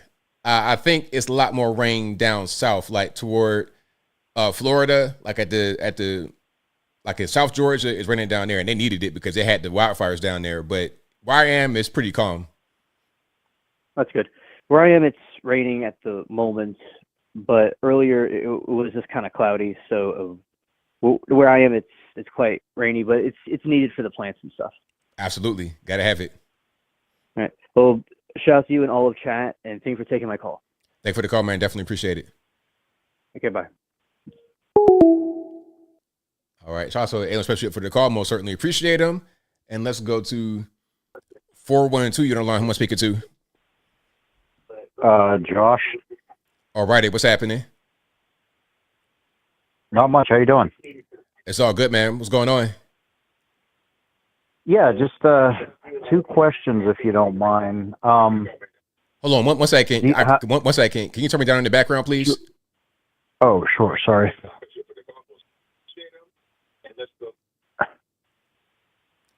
All right. Sorry, is that better? That's much better. All right. Sorry, man. So, and I know it's early, but how do you think we're going to do on the midterms? And do you think the right is going to get their stuff together and realign and realize that they need to take out the left instead of each other? That's a good question. I think that the midterms will be determined by what happens with the war and gas prices and the economy. Mm-hmm. Like that's going to be the sticking point, because if the war is still raging on and the gas is still high and it keeps on going higher, then that's going to make us perform poorly. So that's going to be the key. Okay. But now if we can get something to turn around, we get some breakthroughs, then that's going to help. I don't think anything else is really going to help other than that. Because we can, I think people like the conservative leadership. They like Trump. We saw during the Virginia referendum, there was a big shift toward the conservative, in favor of conservatives during that time. But that can be disrupted if there's concerns about the economy and gas prices in the Iran war. So we'll see what happens. All right. Very good, man. I appreciate you taking my call. Thank you for the call. Definitely appreciate you. Thanks, Ben. All right. Shout out to the caller. Let's go to you online, 857. Hey, what's going on, man? Not much. What's happening? A few things. You mentioned, I guess you were talking about that you don't like the SNAP program because people don't buy nutrition food, the SNAP program, right? That's what you mentioned, right? Is that what I said? Is that how I said it? Yeah, that's what I said. So, but the recipients know their fault that they don't buy nutrition food, because it's members in Congress that get lobbied by these large companies that sell food they're being processed. McDonald's, Burger King, Frito-Lay, they are the one that lobby to what do you call it, add food stamps to their programs. And because they're getting paid to the legislators, they're sharing the law. But it's not the recipient's fault that they do that. It's not their fault. It's not the recipient's fault. So you're saying the reason why you're able to buy junk food on food stamps is because the companies lobby Congress to do that? Yes. That's okay. This is nothing new. This is nothing new. That's why they need to change that. And then the deal is we need to, I mean, I already know who are the ones that are behind it. Democrats and Republicans, both of them, both sides. Another thing that you mentioned that the South, I don't know if you mean now or before, is being good for black people. Like states in the South. Maybe I missed. You said the South? Yeah, the South is great for black people. Yes, it is. It's been good for them? It's been the best place for us here in this country. Yes, it has been. But now or before? Or now or always. Always. So why they're running away from the South to come to the North then? Why did mass migration happen there? Well, because they thought it was going to be better in the North, and I'm not quite sure that they were correct. So you're going to tell me Jesse Owens, you know who Jesse Owens is, right? Jesse Owens, yes. He himself said that Hitler gave him a better treatment in Germany than people in the South, that the leaders in the South, people in the South in general. So you telling me that this dude is wrong, go like 6 gold medals, and Hitler give him a better treatment than people in the South? Look, why are you making these things up? You know okay, that let's pause for a second. Let's pause for it. You asked me a question. Let me answer the question because you're not an American. You're not black. You're not me. You don't have no history. Black. I'm black. Okay, where you from? Where you from? Where you from? Doesn't matter where I'm from. Exactly. Excuse me. I am black and I'm an American. I've been in America since the 1600s. You have no idea what you're talking about. You have no clue. Now, Jesse Owens can have his opinion. That's just one person in his opinion. But the reality is that things have always been better for us in the South. It's the truth. It is the truth. And we all, as black folks, know it, which is why the majority of us have not left the South. We're still here.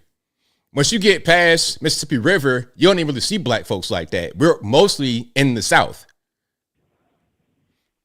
Dude, I think years ago, I heard you having a conversation with this guy. I think his name is Justin, the white guy, and then you told him that the KKK, they were good people because they brought gifts to your grandmother told you that they brought gifts to children. I mean, you say some things that, like, dude, they are like, no one believes what you just said. Okay, let me ask you a question. No, because you brought it up. Let me ask you a question. Do you know who would have been the leader of the Klan in West Virginia at that time when I said? It's a famous guy.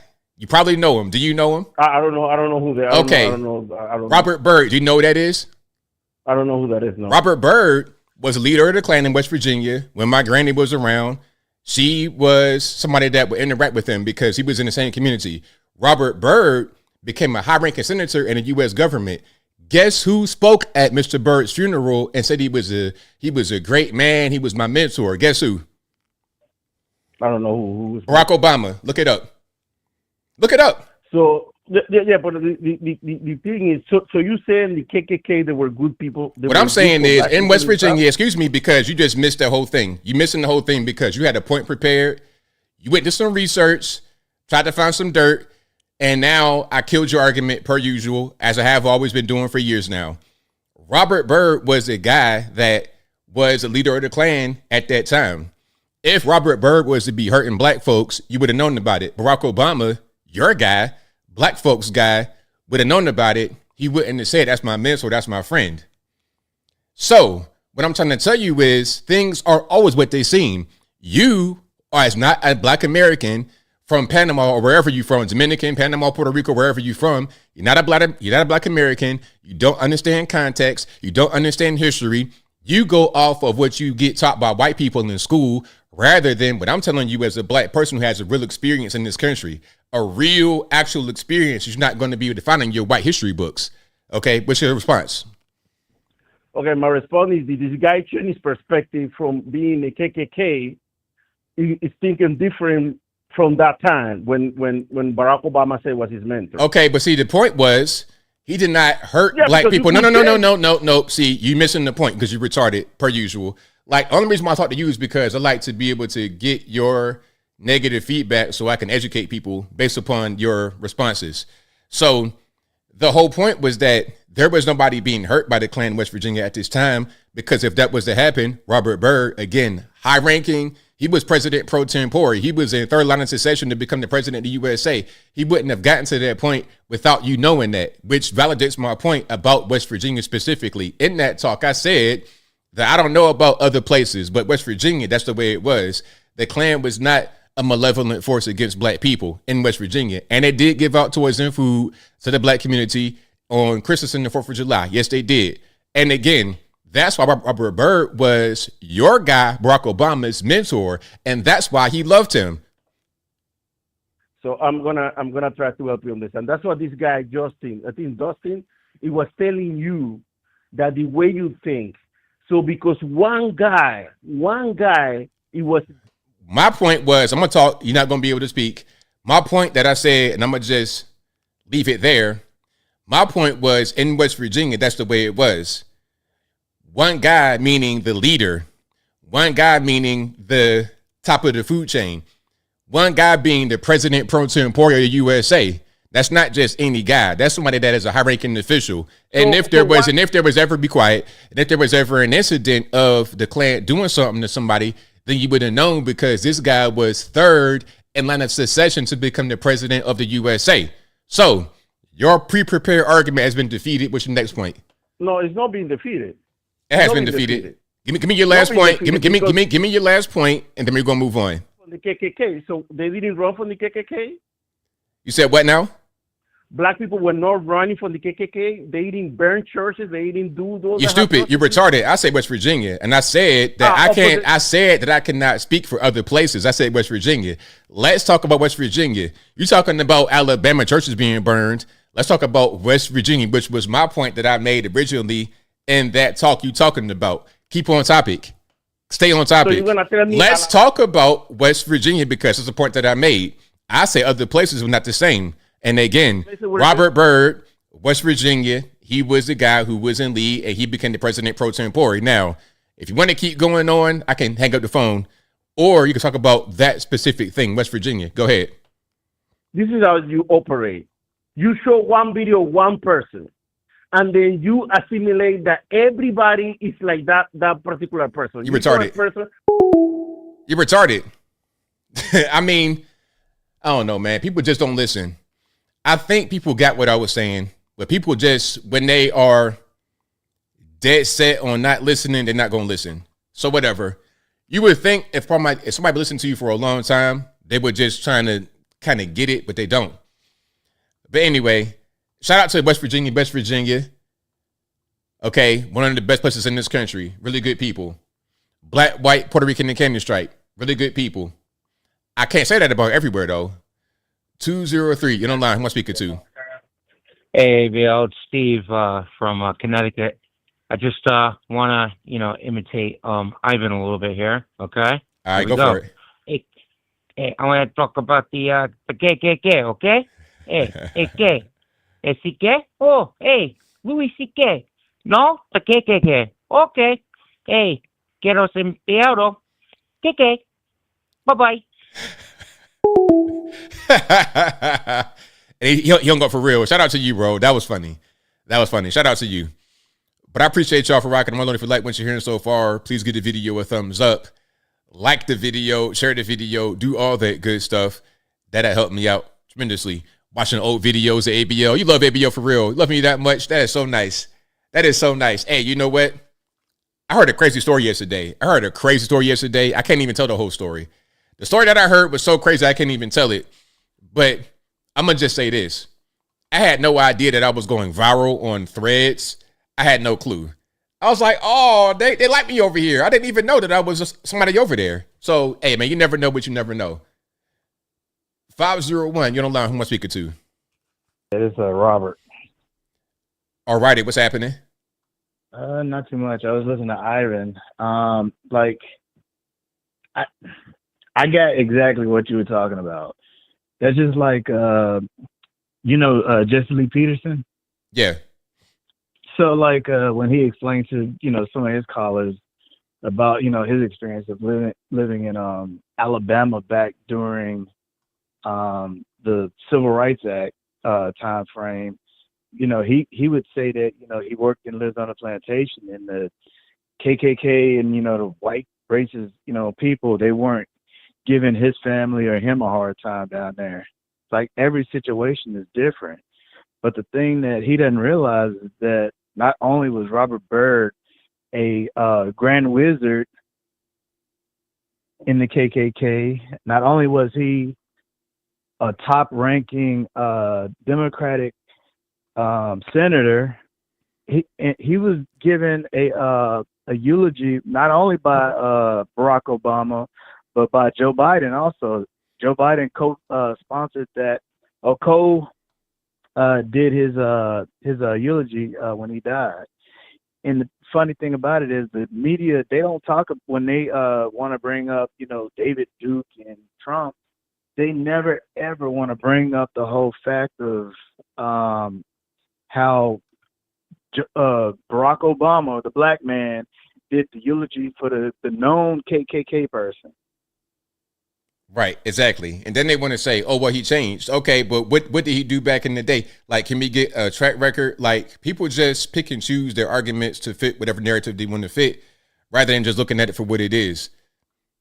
Yeah, I mean, maybe he was a good person. I don't know, but I mean, that's just like saying if you were to bring up the Black Panthers back in the '60s or whatever, were they a good group? Maybe in some instances, but they also probably did some bad things. So I don't know. That dude is crazy. He needs to go and do some actual research before he gets on the phone. That's all I got to say. Man. Thank you for the call, man. Definitely appreciate it. All right. Let's go to 682. You're on the line. Who am I speaking to? Hello? Yes. Oh my gosh. I was literally just sitting here. Let me push mute. Hey ABL, how are you? I'm well. About yourself? I'm doing great. So real talk, I'm gonna be real with the chat, okay? I am a little bit on the level right now. However, here's what I called you to tell you. All right, you ready? I'm ready. So I live in Grand Prairie, Texas. And by the way, this is I'll be in the chat sometime. Shout out. My name is Arlie McGee. Alrighty. So my husband just came in here and he was like, "You are not gonna get through. What are you gonna say? All fangirl?"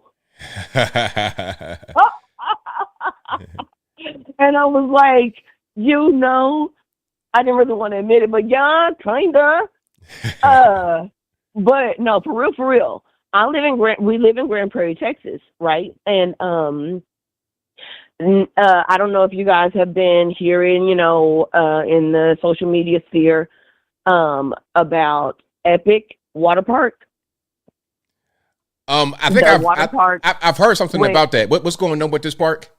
Yeah, that's the water park that is taxpayer funded, but the Epic the Muslim jihadi people, whatever, rents it out, for like a whole day, and where nobody else, unless you're Muslim, can come there. It actually said it on the flyer, and you have to be quote unquote modestly dressed, which you know how people been doing it these days.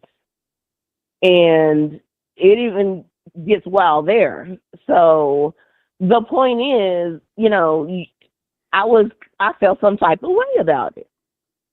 As soon as I heard about it, apparently this was like the third year, but, and I had no idea until the other day when I heard this on television, like, a couple of days ago.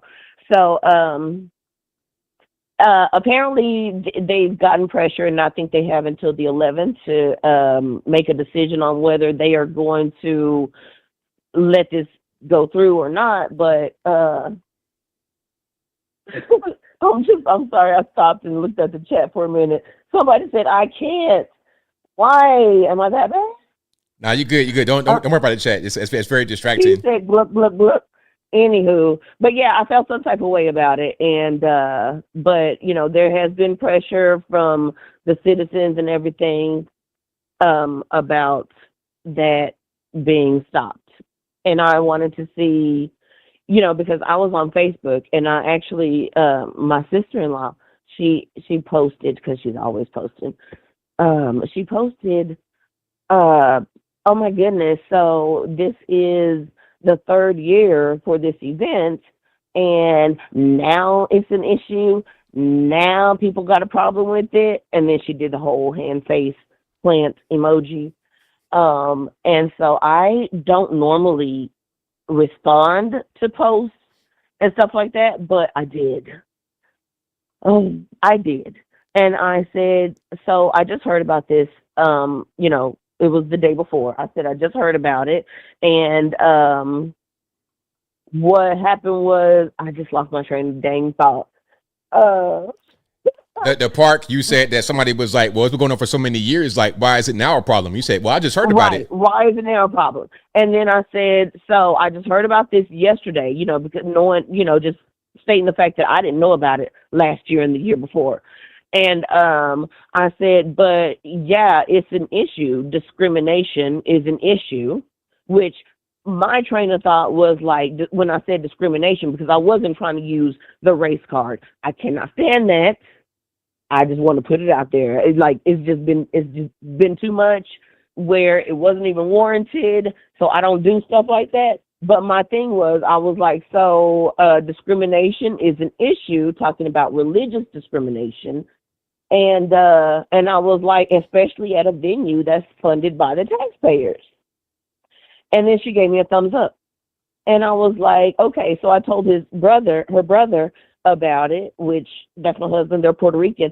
And he was like, ha, ha, ha, coming from a black woman, she couldn't say bleep.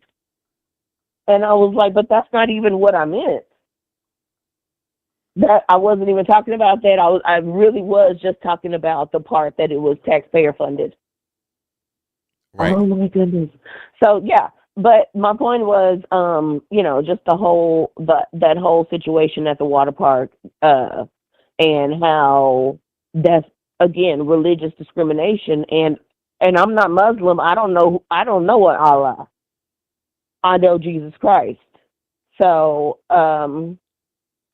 that's it. Well, thank you for your call. I definitely appreciate you. Okay. Nice to talk to you. I love your show. Have a good night. All right. Thank you. All right. Bye. All right. Shout out to all you guys. I appreciate you guys for the calls. I'll be back live again on Tuesday on Instagram. If you like to be on Instagram, and if you don't want to see the Instagram live on Instagram, I'll put it up on Friday at 8 p.m. Eastern Standard Time.